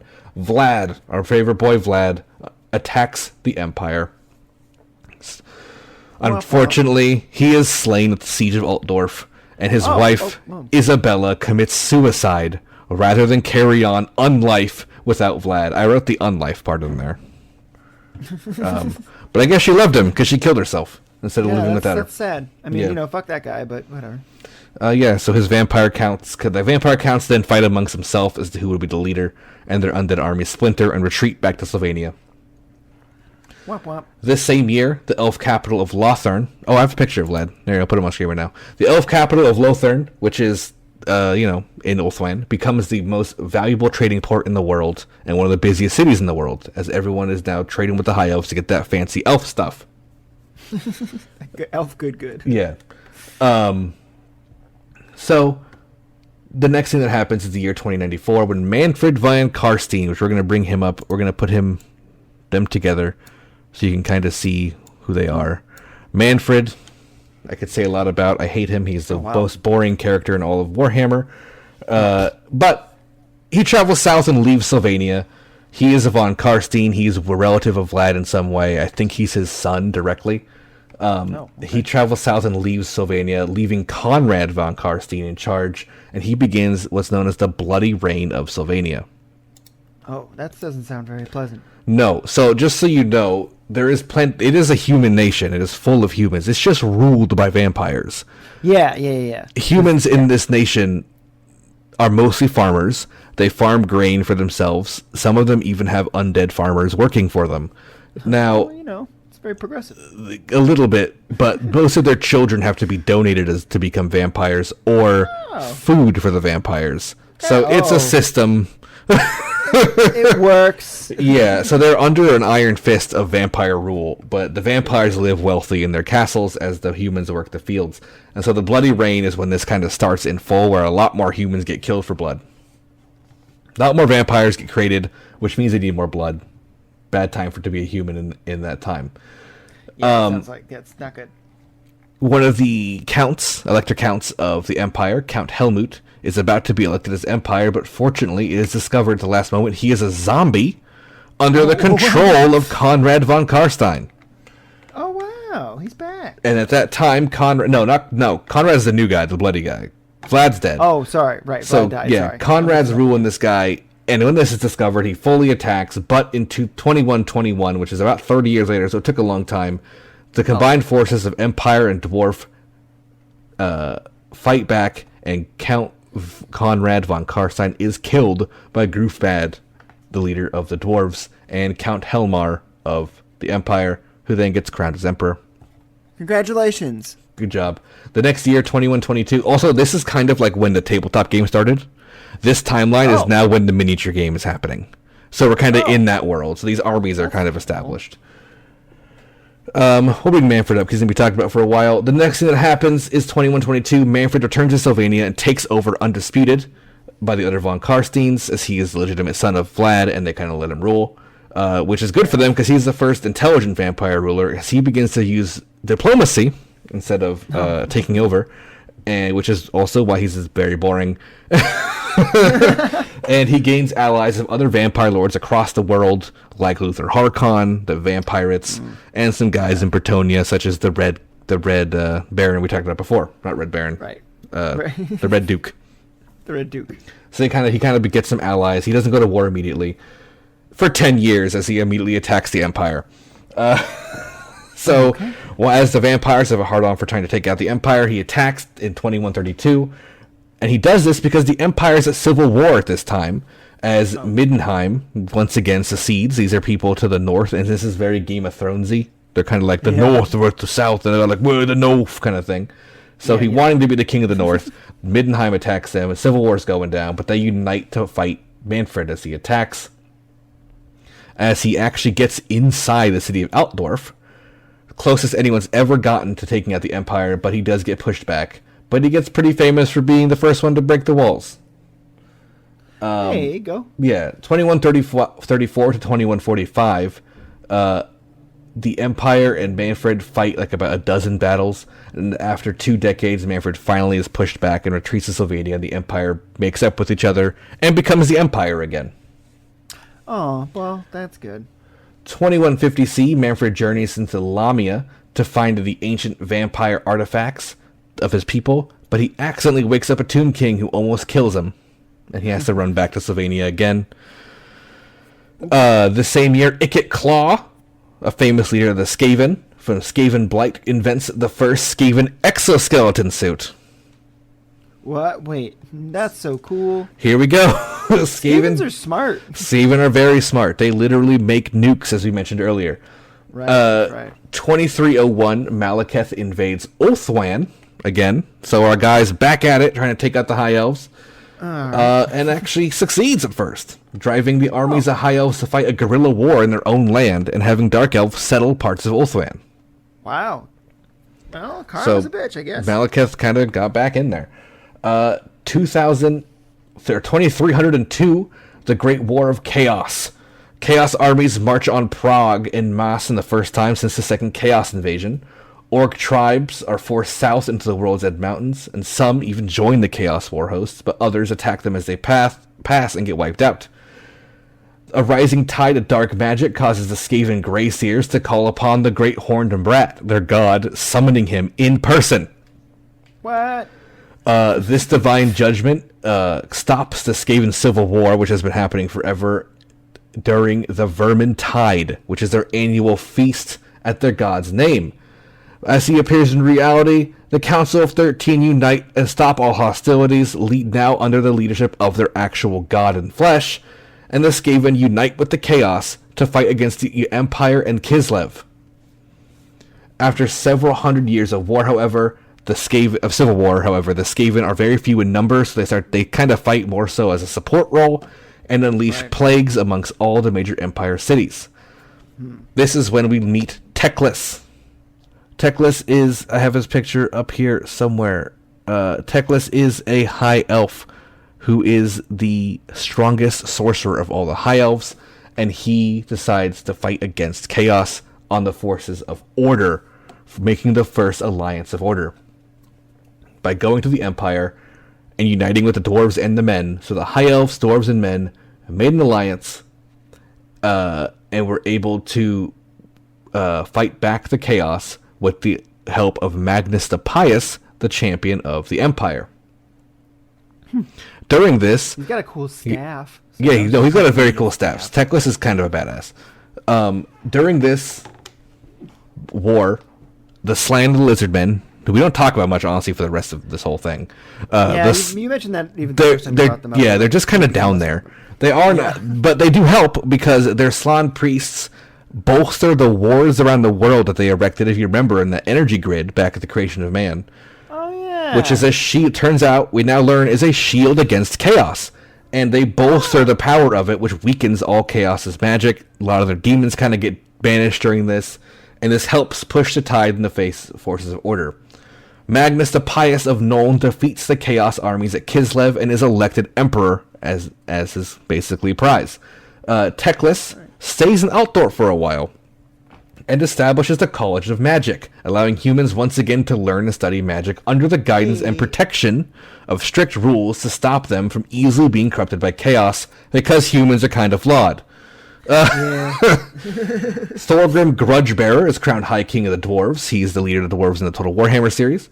And he starts a campaign to retake Dwarvish land for the first time since way back when. And kind of does a good job. So 2326, which is 20 years later, Teclis leaves the Empire. You guys can now lead yourselves, be your own magic leaders, and he goes back becoming the High Lore Master of Hoeth, which is the highest basically sorcerer rank in Ulthuan. Remember, he's now the leader of that giant tower of Hogwarts we talked about. Yeah, the big Hogwarts, 2374, Sigvald the Magnificent, champion of Slaanesh, attacks and fails to take Ulthuan, but he does a lot of damage. Sigvald is playable in Total War as well. He's a very sexy, tall, blonde boy.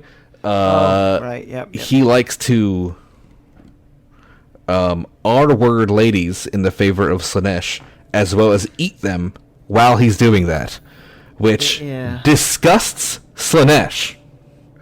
So that's an achievement, which makes him the strongest of Slaanesh's ever champions.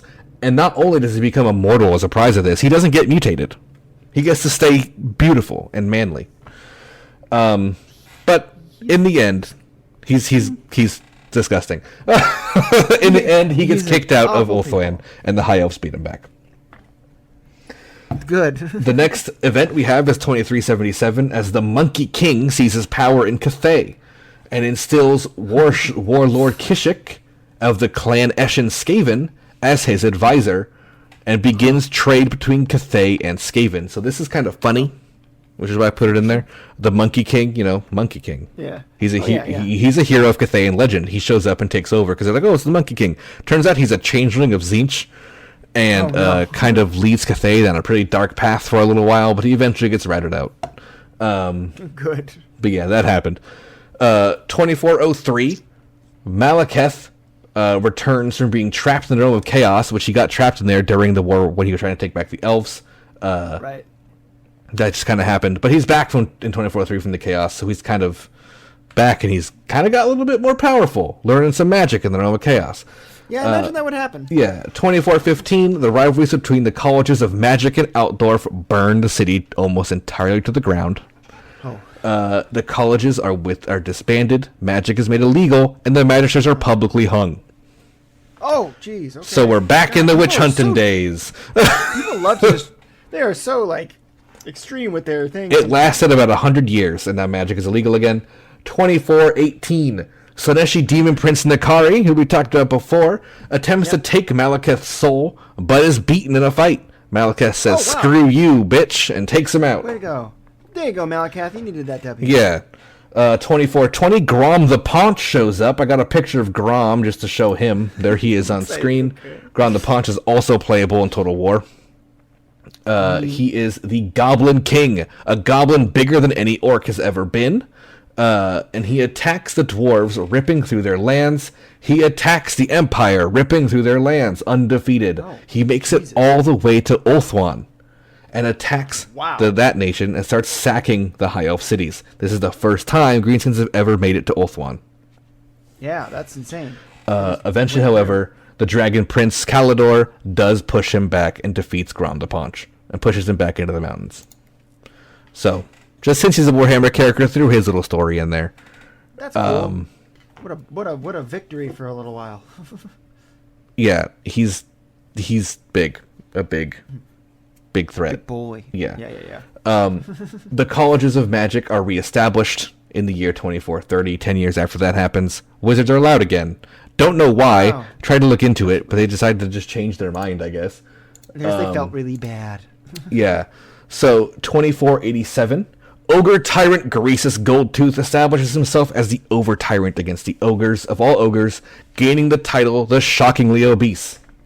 The Shockingly Obese. Yeah, so that's the main leader of the ogres in Total Warhammer, so there he is. So we're starting to approach that time. 2420, Karl Franz is elected Emperor. He will be, spoiler, the last Emperor of Man. 2516, the Beastmen's greatest leader, Kazrak One Eye, unites... what happened? So wasn't Karl Franz the guy I played as in the tutorial? No. Guy. That was a Kislev dude. If you played the first game, yes. He is who you played in the tutorial. The Beastmen's greatest leader, Kazrak One Eye, and maybe my favorite bad guy character in all of Warhammer, unites the tribes of Beastmen for the first time ever, rallying them against civilization, ripping out the eye of the famous warlord Toddy, as we know him, Boris Toddbringer. He is known as a meme amongst the Warhammer community because in Total War, his AI, for some reason, is very Gandhi-ish and wants to just kill you regardless of where you are and who you are. So Kazrak One Eye duels him and rips out his eye in retaliation of his eye getting ripped out by him years prior. Yep, that's karma, bitch. He spares the life. He spares his life just so he can live with one eye. He says, "You fucker," and then pushes him back into society. Yeah. Kazrak One Eye also wields a legendary whip made of human hair. Just thought I'd throw that out there. Okay. He is one of the greatest champions of chaos. Love the guy. Great goat. 10 out of 10. Next event, we have 2520. Skarsnik, another playable leader who we all love. The evilest, meanest, littlest green goblin. Leads the Crooked Moon tribe to wipe out the Skaven and dwarves of Carrick 8 Peaks, finally claiming that city under one banner, under his tribe of the Crooked Moon. Grimgor Ironhide. Oh, Grimgor Ironhide. There he is on screen. We'll put Skarsnik up next to him. Grimgor Ironhide, the greatest orc war boss of all time, known as the Avatar of Gork. He is a massive black orc with a kill count unmatched. And I've seen him before. And during this time, he gets tired of slaughtering Skaven by the thousands, probably millions, and begins a new campaign because he's bored of killing rats, moving into the old world on a string of successful battles, making him the most feared greenskin in the world, undefeated in combat. 2522. Rumors circulate on the wind that Castle Drakenhof is once again inhabited by undead. This is the capital of Sylvania, which has been dormant since Manfred did his thing. Right. Screams are heard upon the winds, and people of Sylvania go missing in mass. Oh, God. Witch hunters grow frantic as they hear the name Nagash whispered upon the wind once again. Cetra, the Tomb King, rises up in an attempt to take over the entire world, breaking his alliance with the High Elves as he begins to want to just dominate the world. Malagor, the Dark Omen, a beastman shaman, vomits blood and teeth in the pattern that foretell the future of chaos ruling the world. He rallies his people under chaos, becoming mutated. All these people are playable in Warhammer, by the way. And begins a bloody campaign against the Empire as marauders begin to raid all coasts. All the people of order begin to fear chaos is on the rise. This is the date Total War Warhammer begins. So this is now caught up to where the game begins. Wow, cool. So the powers that you can all play for are here. They're around. So if you're here, if you listen to this because you want to learn about the game, you're now caught up. This is where everything is kind of going down. We're going to keep going, though, so you can understand what happens. What's supposed to happen, basically, I should say. 2521. Be'lakor, the strongest demon prince of all, is reformed, which seems to be the plot of Total Warhammer 3. He is the strongest demon prince ever. He has the favor of all 4 gods. He gets outdone, however, as a new figure named Archaon the Everchosen shows up.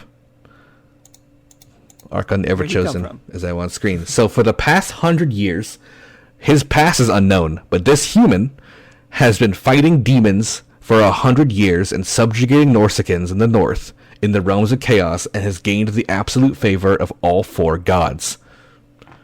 So he has been known as the Everchosen because he's chosen by all 4 of the ruinous powers. And he begins to show up and is crowned the Everchosen by Be'lakor himself. He launches a massive invasion, which is known as the Storm of Chaos, which brings us into our next part of the episode, the Storm of Chaos.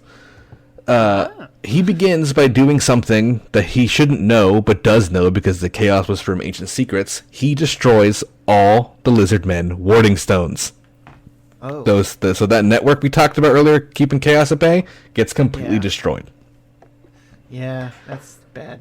He assaults the lizard men in Lustria in full. The monuments weaken and finally fall, and the Slan lose their ability to see the future. Attacks by lizardman warlord Tic-Tac-Toe, who's also playable. I love it. It's TIKTAQ''T-O, Tic-Tac-Toe. Stalls the Chaos Invaders long enough for the rest of the lizardmen tribes to unite and fight them back. Queek Headtaker, champion of the Skaven, leads them into battle against the Empire and the Dwarves on the side of Chaos. Archaon the Everchosen begins to absolutely destroy anyone in his path, never losing, killing millions, and destroying his way into the old world. He rips through Kislev as if it is nothing. Archaon is sieging the city of Erengrad, the capital of Kislev at the time, now that Kislev itself has fallen.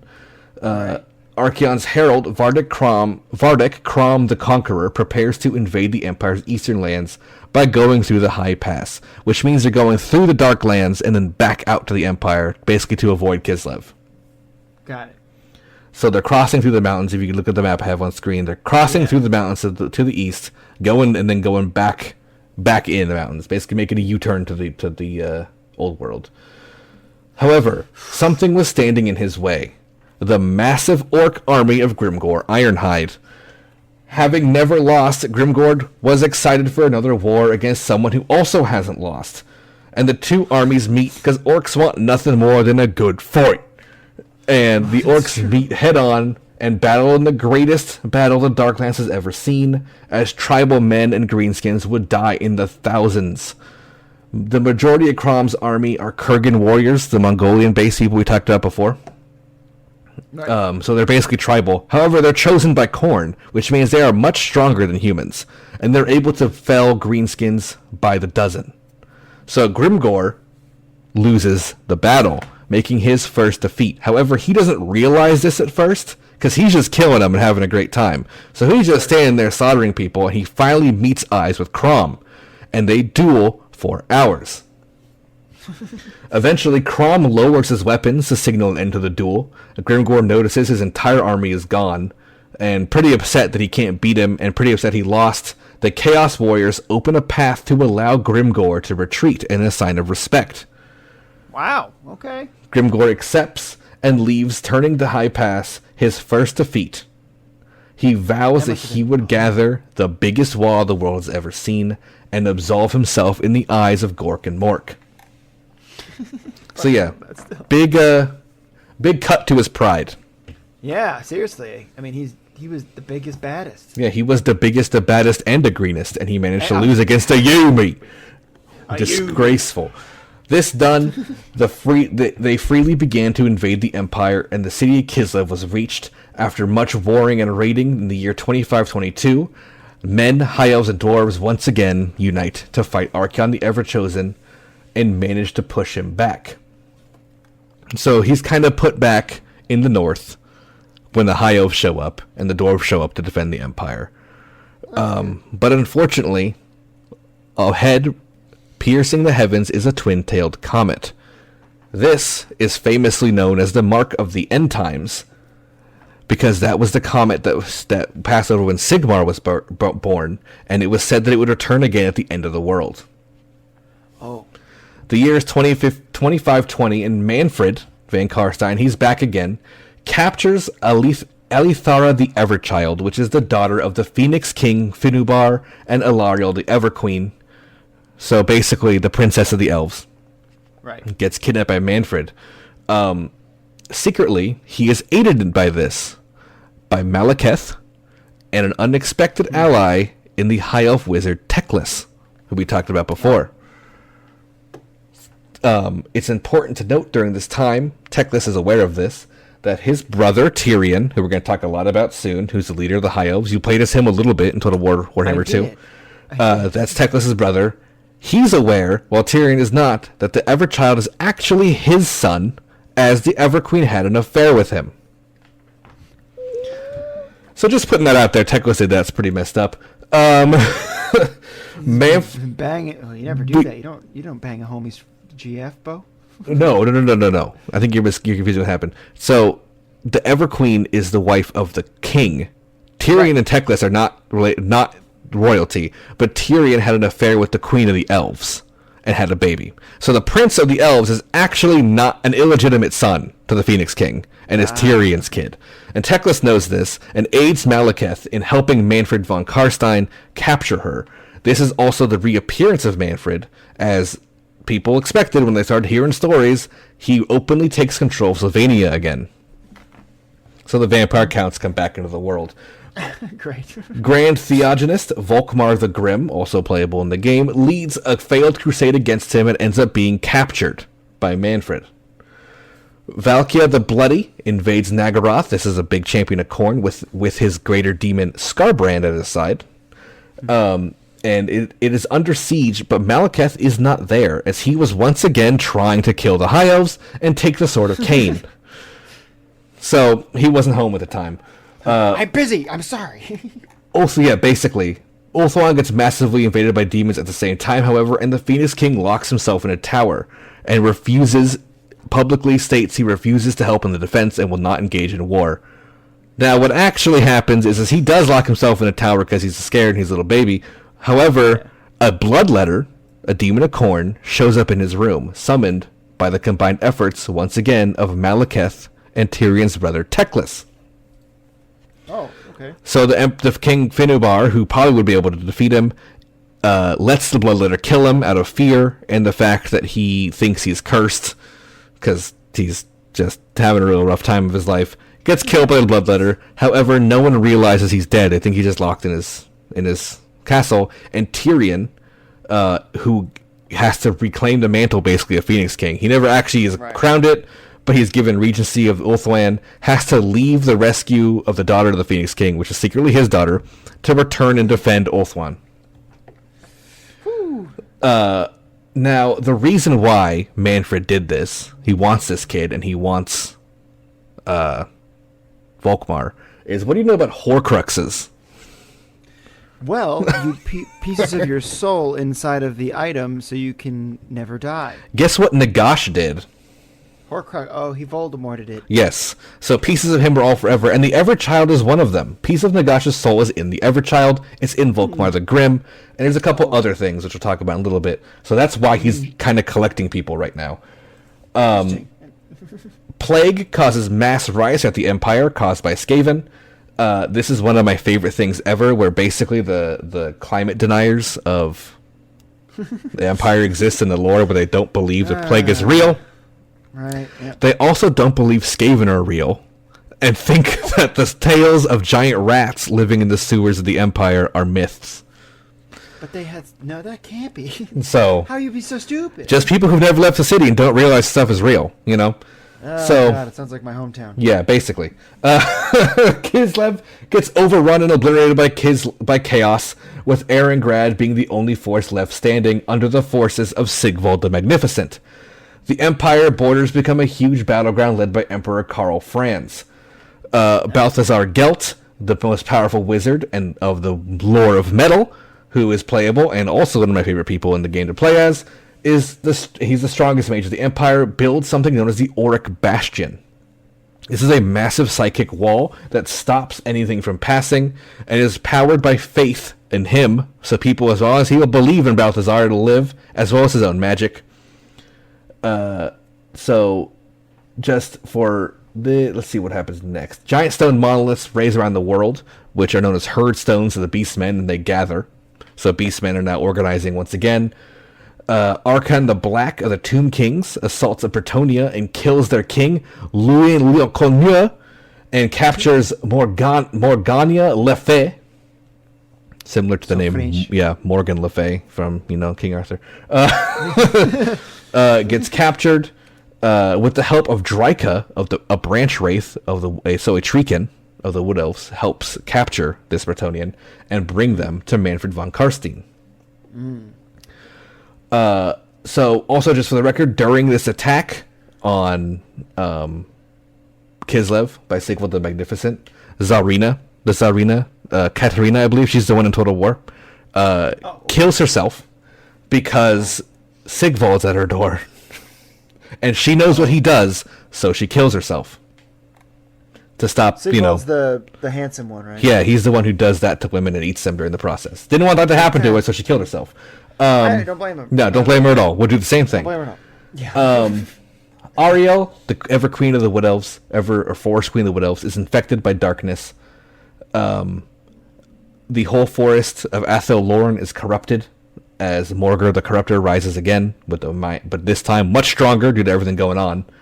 The Ever Queen of the High Elves goes to the forests and offers to aid the Wood Elves to assist in rescuing her daughter from Manfred. And they agree, and the elf god Lilith helps Ariel, the Ever Queen, Ariel and the Ever Queen merge together in one body. Cool. Which creates the Forever Forest Queen, who is playable in Total War. Cool. So there, she's out of this crazy, rides a giant beetle. It's weird. She tasks her champion Araloth to retrieve the child from Manfred, but by this time, she's already dead, unfortunately. Mallowblade, the leader of a massive vampire army attacking Bretonia, is slain by the legendary Green Knight. One of my favorite characters. The Green Knight, just like from Arthurian legend, is a knight who wears green armor and is kind of a ghost-looking knight who is the protector of the Lady of the Lake and her avatar, and shows up whenever Bretonia is in great danger.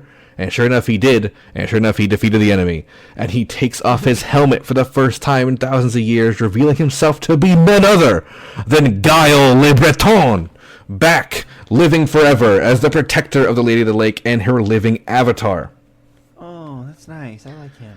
This, in the Badlands, is the same time that Wurzog, the Great Prophet, realizes once and forever that realizes that the once and forever future Git, the legendary hero of all orcs, that will unite all greenskins, is actually two people: the Fist of Gork and the Hand of Mork, Grimgor Ironhide and Skarsnik.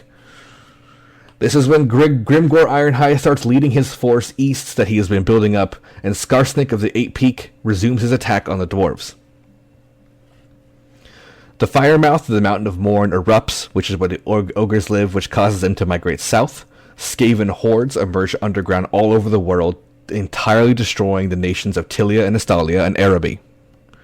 So those entire nations, their populations are killed by Skaven or enslaved, and they eat them, I guess. I don't know. They're gone. Great. This is the rise of the Skaven event known as the Vermintide. Oh, okay. 2523, Archon the Black allies with Manfred to resurrect Nagash, using all those pieces they got, and they've reclaimed his lost relics in the desert for some last pieces. Archon joins up with Heinrich Kimmler, who is a vampire, who is also playable in Bretonia, to get Nagash's staff that he has, but Kimmler in the end says, "Hey Archon, I got this new god named Korn." I don't know if you know about him. Archon basically says, "Shut up," and obliterates him. Okay, good. So Kimmler dies. He gets the staff of Nagash, brings it back. Malekith returns to Nagaron and defeats the Chaos armies that were sieging his city, including beating Scarbrand in a one-on-one fight. But he decides the Chaos corruption here is too great as the water turned to blood, and decided to once again invade Ulthuan with the remaining of his people. His mother, Marathi, we talked about last time, she doesn't want to go with him, and decides to be kind of just a bitch about everything. She's kind of a bad guy. So this is when things start to get pretty big. Right. Malekith leads a massive army of Dark Elves to Ulthuan and finds an ally in another Dark Elf Lord, Malus Shadowblade. He's playable in the game as well. Malus Shadowblade is possessed by a demon of Khorne. Now, this demon makes him extremely powerful, but he controls it. So he's able to keep it at bay. He's not a Chaos guy. He's just a Dark Elf. But he's super powered by this demon inside of him, and he wields the Warp Sword of Cain, which is kind of a minor version of the Sword of Cain we talked about that Anarion had. Right. But it's extremely powerful. It's also known as the Widowmaker, and he allies with Malekith and attacks Ulthuan. So how does he do this time? So with the Widowmaker empowering his troops with the Wrath of Cain, he manages to beat back the High Elves. However, Tyrion shows up with his army, kills Malus, and takes his sword. When this happens, the demon is freed, who is then promptly slain by Tyrion anyway, with this sword, and he empowers his elves with the Wrath of Cain, and they push back the... I have a picture of Tyrion too. There it is in the top left. That's him with the sword Widowmaker. They push back the Dark Elves. Now, at the same time, back in the Empire, the Auric Bastion begins to fail because people kind of find out that Balthazar likes to practice other schools of magic, including necromancy, and accidentally kills a Magister.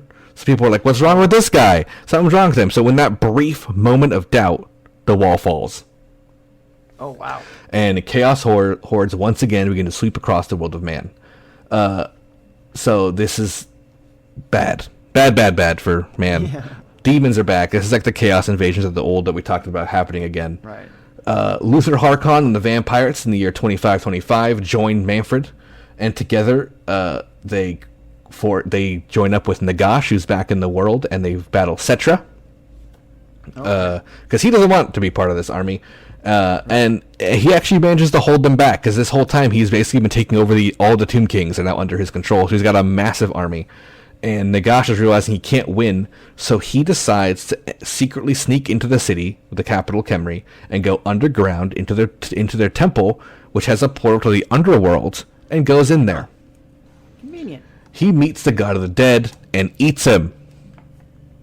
Oh. So Nagash has consumed the god of the dead, comes back at his fullest power and stronger than he ever has been, teleports the Black Pyramid of Nagash that he built back in the day to Sylvania. So now there's a giant floating black pyramid above the vampire counts, and Settra with him, having lost his army. He offers Settra a place to decide, saying, let's just do this, we have to fight Chaos. Like, Chaos is a bigger threat, let's stop fighting each other. Settra says, fuck you, and so he obliterates Settra. However, Settra gets resurrected by Chaos the next day, and they try to turn him against him to Nagash. It never ends up working, unfortunately for them. Settra ends up kind of betraying the Chaos and saving the day in later battles. Well, if we're not really going to get into the battles because this is like a whole episode on its own to get into all these battles that are happening, because this takes place over about 10 years. Oh, got it. So that had happened. Malekith strikes back again, wanting to get to the Shrine of Cain, and he manages to defeat his protectors and arrives right at the sword. His dad's sword, Sword of Cain, in the stone. He wants it. Unfortunately, Tyrion arrives with his new consort, Malekith's mother, Marathi. Oh, awkward. Yeah, very awkward. Which reveals that 1/5 of Malekith's army is in fact Marathi's agents, and they turn traitor. Oof. Tyrion manages to defeat Malekith in one-on-one combat, and Tyrion draws the Sword of Cain. At this moment, not being the Phoenix King, he can't control it, and becomes the Avatar of Cain. So the elf god of death and war is now possessing Tyrion. Oh, okay. Teclis manages to save Malekith. Let's bring Teclis back up on stream. As he's been working with him this whole time. If you remember, he helped kidnap. He helped kill the Phoenix King, and he helped kidnap his brother's kid. Now that's kind of weird. Why would you do that? You're the high elf. You're a high elf. You're the leader of the mages. Turns out he got his own power. No, not at all. Oh. He's a good boy. He got a vision from Lilith, the elf goddess, and one of the last elf gods, because the corn gods are just killing the elf god, or the gods of chaos, are killing the elf gods during this. Okay. And Lilith kind of tells Teclis this and says, "You guys need to take out chaos like ASAP, or everyone's gone, and you're gonna have to do some messed up things probably, but you need to get the armies of the dead like on your side. It's the only way you're gonna win." So that's why he was helping Malekith and Manfred. It's kind of like a greater good situation. Right, so he really was a good boy all along. Yeah, and he knows that Malekith can't die. He's too important. So he saves Malekith from his brother. And they go to the Shrine of Assyrian, where that fire was. Right. So guess what Malekith does? I don't know. He steps into the fire and comes out the Avatar of Assyrian, just like his father, the second Phoenix King. Good for him. So Malekith has finally claimed his birthright, and at this moment, the majority of High Elves and Dark Elves bend the knee to Malekith, as he is their chosen king. So he is now the Phoenix King, leading the elves. It's a long time coming, but he finally got his comeuppance. Good for you, Malekith. Tyrion, however, says, "You're a bitch and I'm going to kill you," and keeps leading his Cain-possessed armies against them, because Tyrion is a frothing madman, basically, at this point. Yeah, that's sad. Yeah, and at this time, the forces of Nurgle march en masse, led by Epidemius, who we talked a little bit about before. Right. They attack the Empire and the Empire's forests start to grow into gross blight trees. Yep. Yeah, bad things start to happen. And at the battlefield, they are starting to lose, but they're pushed back by the unexpected ally, the returned Vladimir von Karstein. Back from the dead, he comes back because Nagash got back up, which woke up a lot of people. So he got back, and he says, "Fuck chaos," becomes an ally of the Emperor and the Empire, and fights alongside them with hordes of vampires and skeletons, pushing back chaos, and even gains the title of Elector Count of Sylvania, as Sylvania joins the Empire again. Well, that's kind of awesome, even though they're kind of fucked up. But that's fucked up vampires, but hey, they're on the side of order now. Yeah, so hey, we'll take it. The Ever-Queen returns to Ulthuan, but is disgusted by Tyrion's new self, seeing him as the Avatar of Cain, and immediately decides to marry Malekith. Forgetting the part that he kind of abducted her daughter, I guess. Look, they live so long, these people, they just kind of get over it. Yeah, so when this happens, because remember, this is a fused version of the Ever-Queen with the Wood Elf Forest Queen. Right, yeah. So they... the Wood Elves now bend the knee to Malekith, creating an army of elves under his control of Dark, High, and Wood. So, congratulations, Malekith, you've united the elves. So, this is when a massive battle takes place on the Isle of the Dead, where the storm is, that big vortex, remember that? Yes, I do. Tyrion and Malekith meet in battle. Teclis begins to undo the vortex. Now, you might think this is a bad idea, because we talked about how that's a bad thing to do, but he realizes something. Inside this vortex is like 99% of the magic in the planet, because it's sucking up magic, remember? Sure. So he starts to change the spell and undo it with all the lores of magic, which, like, if you remember from the Warhammer games, when you recruit a wizard, there's different kinds of lores, like light, heaven, fire, beast, all this kind of stuff. That's all the schools of magic, basically. Sure. They're all in there, and he's going to unleash them.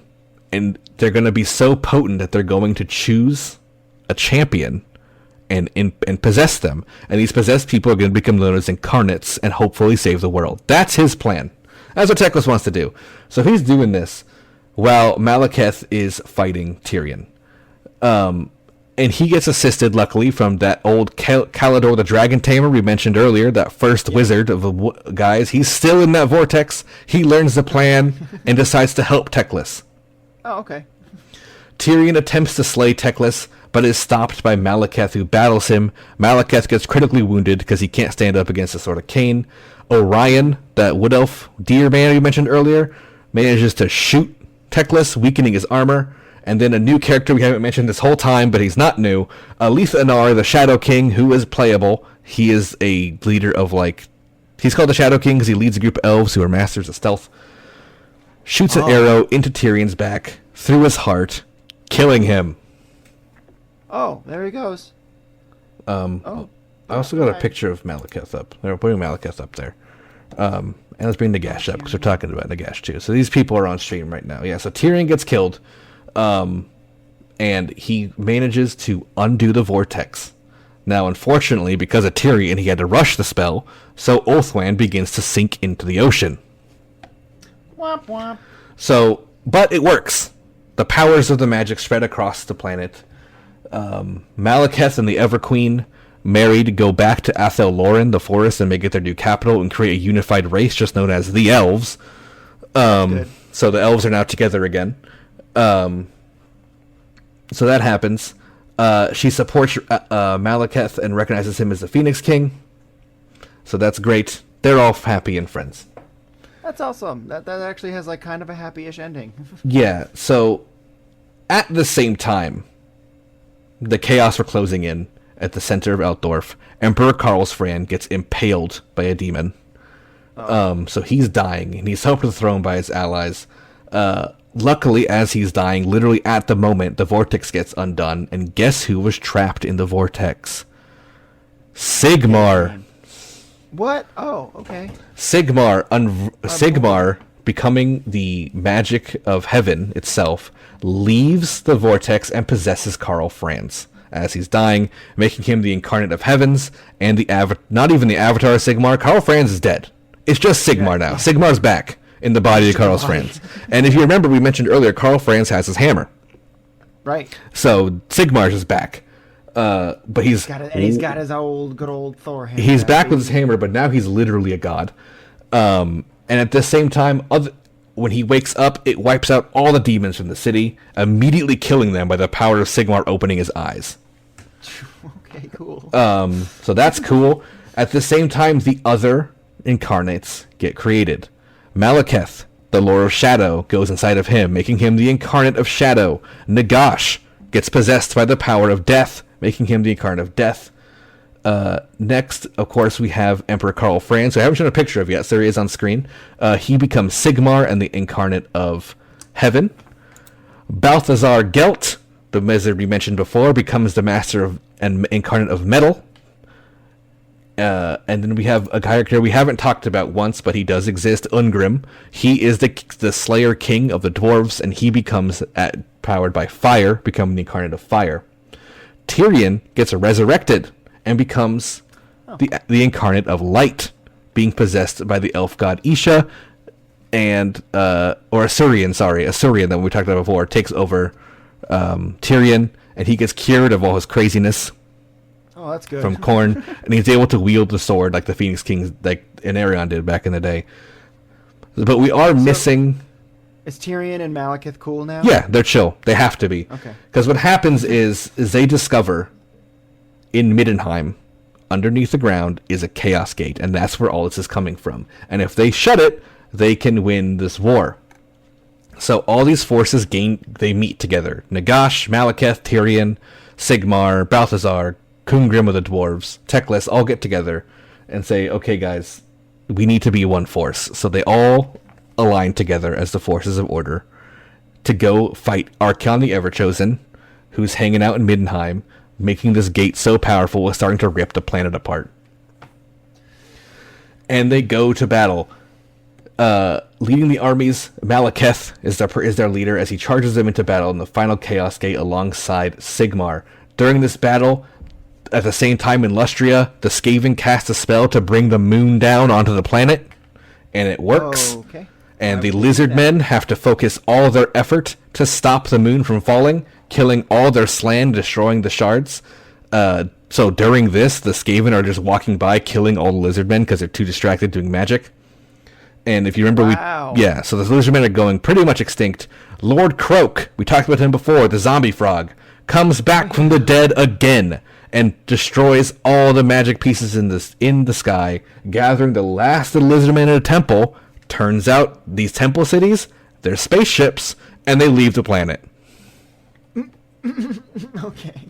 That's what happened to Lizardmen, for anyone wondering. They're now off-world. The Skaven... They left. The Skaven wipe out the Chaos Dwarves. The Skaven wipe out Cathay. In a united assault, this all happens at the same exact time. During this big final battle back in Middenheim, Archaon the Everchosen is starting to lose to all the champions. Malekith himself can't fight Archaon, so he starts to back up. And they start to, he's retreating. He's like, oh crap, we need someone to fight Archaon. So he gets together with the other leaders, and they're like, I'm going to summon someone you're not going to like. It's the last incarnate, who I'll bring up on screen right now. None other, the incarnate of beasts, Grimgor Ironhide. So, Grimgor, now even stronger, is a god of beasts, and he is so powerful, he gets summoned by Malekith in the middle of him exterminating Chaos Dwarves from existence. He's kind of pissed off. Basically, he's like, whoa, and starts fighting Malekith. Malekith start battling it out. Malekith loses the fight to Grimgor, and is about to get his head removed. Grimgor shouts, Grimgor is the best, and Malekith literally replies saying, no, you're not. And Grimgor gets pissed off and says, what? What you mean I'm not the best? And then Malekith says, well, if you were the best, you'd be able to beat that guy over there, and points to Archaon the Everchosen. So Grimgor, screaming, Grimgor the best, charges into battle, knocks Archaon off of his crazy-ass dragon, and duels him. Fuck yeah, dude. Grimgor disarms Archaon of his legendary sword, disarms him of his shield, shoves his axe in Archaon's chest. Archaon's coughing up blood in the ground. Grimgor pulls his axe out and steps on Archaon, crushing his hand, and shouts, Grimgor is the best. So unfortunately, he turned around to shout this, and Archaon gets up and cut his head off. Aww. Because Archaon wasn't actually finished. So that's the end of Grimgor Ironhide. Well, he was the best. Yeah. Archaon defeated him in the end. From the back. He did beat him. He did lose to a fight. He would not 1v1 Grimgor to win, basically, is the end of the day. Like he cheated. So this time, Sigmar decides to descend to the battlefield and duels Archaon 1 versus 1. And the two fight in a multi-hour long duel. During this, the Incarnate of Metal, Balthazar Gelt, goes to the Chaos Gate that is ripping apart the Earth. And he starts to put it back together and close it to save the planet. In the worst plot writing of all time, Manfred von Karstein says, I don't want to be ruled by chaos. Nagash isn't in charge of me. I'm a little bitch. And kills Balthazar Gelt as he's doing this. Why? Why indeed, Games Workshop? I don't know. But what this did was rip the planet to shreds, ending Warhammer Fantasy. So that's it. Everyone died? That's the end? Everyone dies, except for two people. Two people hold on. Sigmar holds on to a piece of the planet. Archaon holds on to another as the realm of chaos envelops the planet, taking over the world, and Sigmar is launched into space. Okay. I feel like the ending was written by a guy who was done with this shit. Yes, that is exactly what happened, because the minis weren't selling and they needed to end the story so they could sell new minis. So that's the end of Warhammer Fantasy lore. That's how it all ends. And I have a few things to say about that. Firstly, I don't like it. I'm not a fan. No one really is. Yeah, it doesn't sound like it. Sounds like it's like everything was so detailed and perfect all the way up until that one. Wait, who was the character who said Manfred. that? Manfred. Just like he was the which one? The metal guy? Vampire. No, Balthazar, the metal guy, was holding it together, and and then the Vampire, the boring bald guy who likes to talk about counting grain, killed Balthazar. So what ends up happening after this is like 100,000 years pass, and Sigmar is just holding on to the last piece of the planet in space. A giant star dragon called the Void Dragon finds him, teaches him some space magic. He creates a realm called Akshi where he lives and is the god of all creation, and he uses the chunk of the earth to create life again, which brings all these races back into existence and some new ones. Oh, okay. All the incarnates pretty much come back as gods. Like Grimgor comes back reknown as Gorka Morka, and he's the combined Gork and Mork as the god of beasts. Kurgan comes back as the god of fire. Malekith, known as Malachor now, is the god of shadow. That happens. A bunch of characters come back. They're back again. They keep coming back. Teclis just came back most recently as the god of magic. Oh, well, good for him. Age of Sigmar is weird. It's now like the way Age of Sigmar works is there's this world tree basically that all the realms live off of, like Norse mythology. So there's all these planets that are each one of the lords of magic. Like there's the realm of metal, the realm of fire, the realm of life, the realm of magic, realm of death, all these kind of things. And they got a little crazy with this. Yeah, so it's just like now they have all these old characters who are gods and new characters taking about. Sigmar, it's got a crazy lore. It's not all bad. I do love the miniatures. They made some fantastic art and characters out of this that I do like. I haven't gone super deep into the books of Sigmar, but apparently they're pretty good. So, well, that's good at least. It's kind of they're starting to redeem themselves. Yeah, I guess so. Because you're right. That does have such like an abrupt and like, oh, really? That's it, huh? Yeah, kind of died. And so I mentioned at the beginning of this that they're bringing back the old world in a game called Warhammer Fantasy Battles: Old World. And so it's like coming back. I don't know if they're retconning that to change things. I don't know if they're just going into more details of the final days. The Total War series has many aversions to all this happening. Sure. So like maybe like that's kind of like opening up like a multiverse of realities, Oh, more of that again. Okay, that's fine. So, we don't know. We don't know what's going on. But that's the end of Warhammer Fantasy. Wow, what an abrupt ending with so much detail. A lot of bad stuff happened at the very end, and it kind of ripped. Something that did happen I didn't mention is that when Teclis opened the vortex, it created so much magic that Slaanesh physically started to appear. Oh God. And Slaanesh was so excited that he was going to eat all these elves, but they got teleported away at the last moment by Kalidor, the old ancient guy who was inside the vortex. Yeah. But he was there, and Marathi was still there. Malekith's mom, and so Slaanesh consumed them all, and they got basically eternally R-worded or whatever forever. Jesus Christ. So that creates the story of Slaanesh in Age of Sigmar, where he's obsessed with eating all the elves, and after this happens, he does. All those elves who died, he eats their souls and becomes overweight and obese. In one of my favorite Warhammer sub-stories, where Slaanesh gets captured by Sigmar and tortured, but Sigmar somehow was too dumb to realize that Slaanesh is really into it. And just making him stronger, and he's saying, "Oh, please, Daddy, no." Oh, God. So.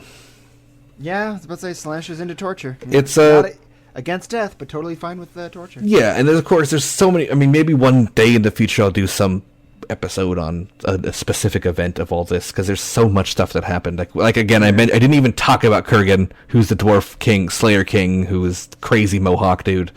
Yeah. He's amazing. He's in the Warhammer 2. He's a badass. But there we go. That's Warhammer Fantasy.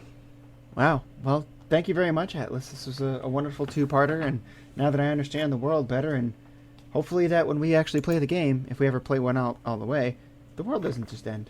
Yeah, unless we choose to do it, which of course, we could absolutely choose to do it. Oh, look at that! You closed the book. Yeah, the book's done. We're back. The cover.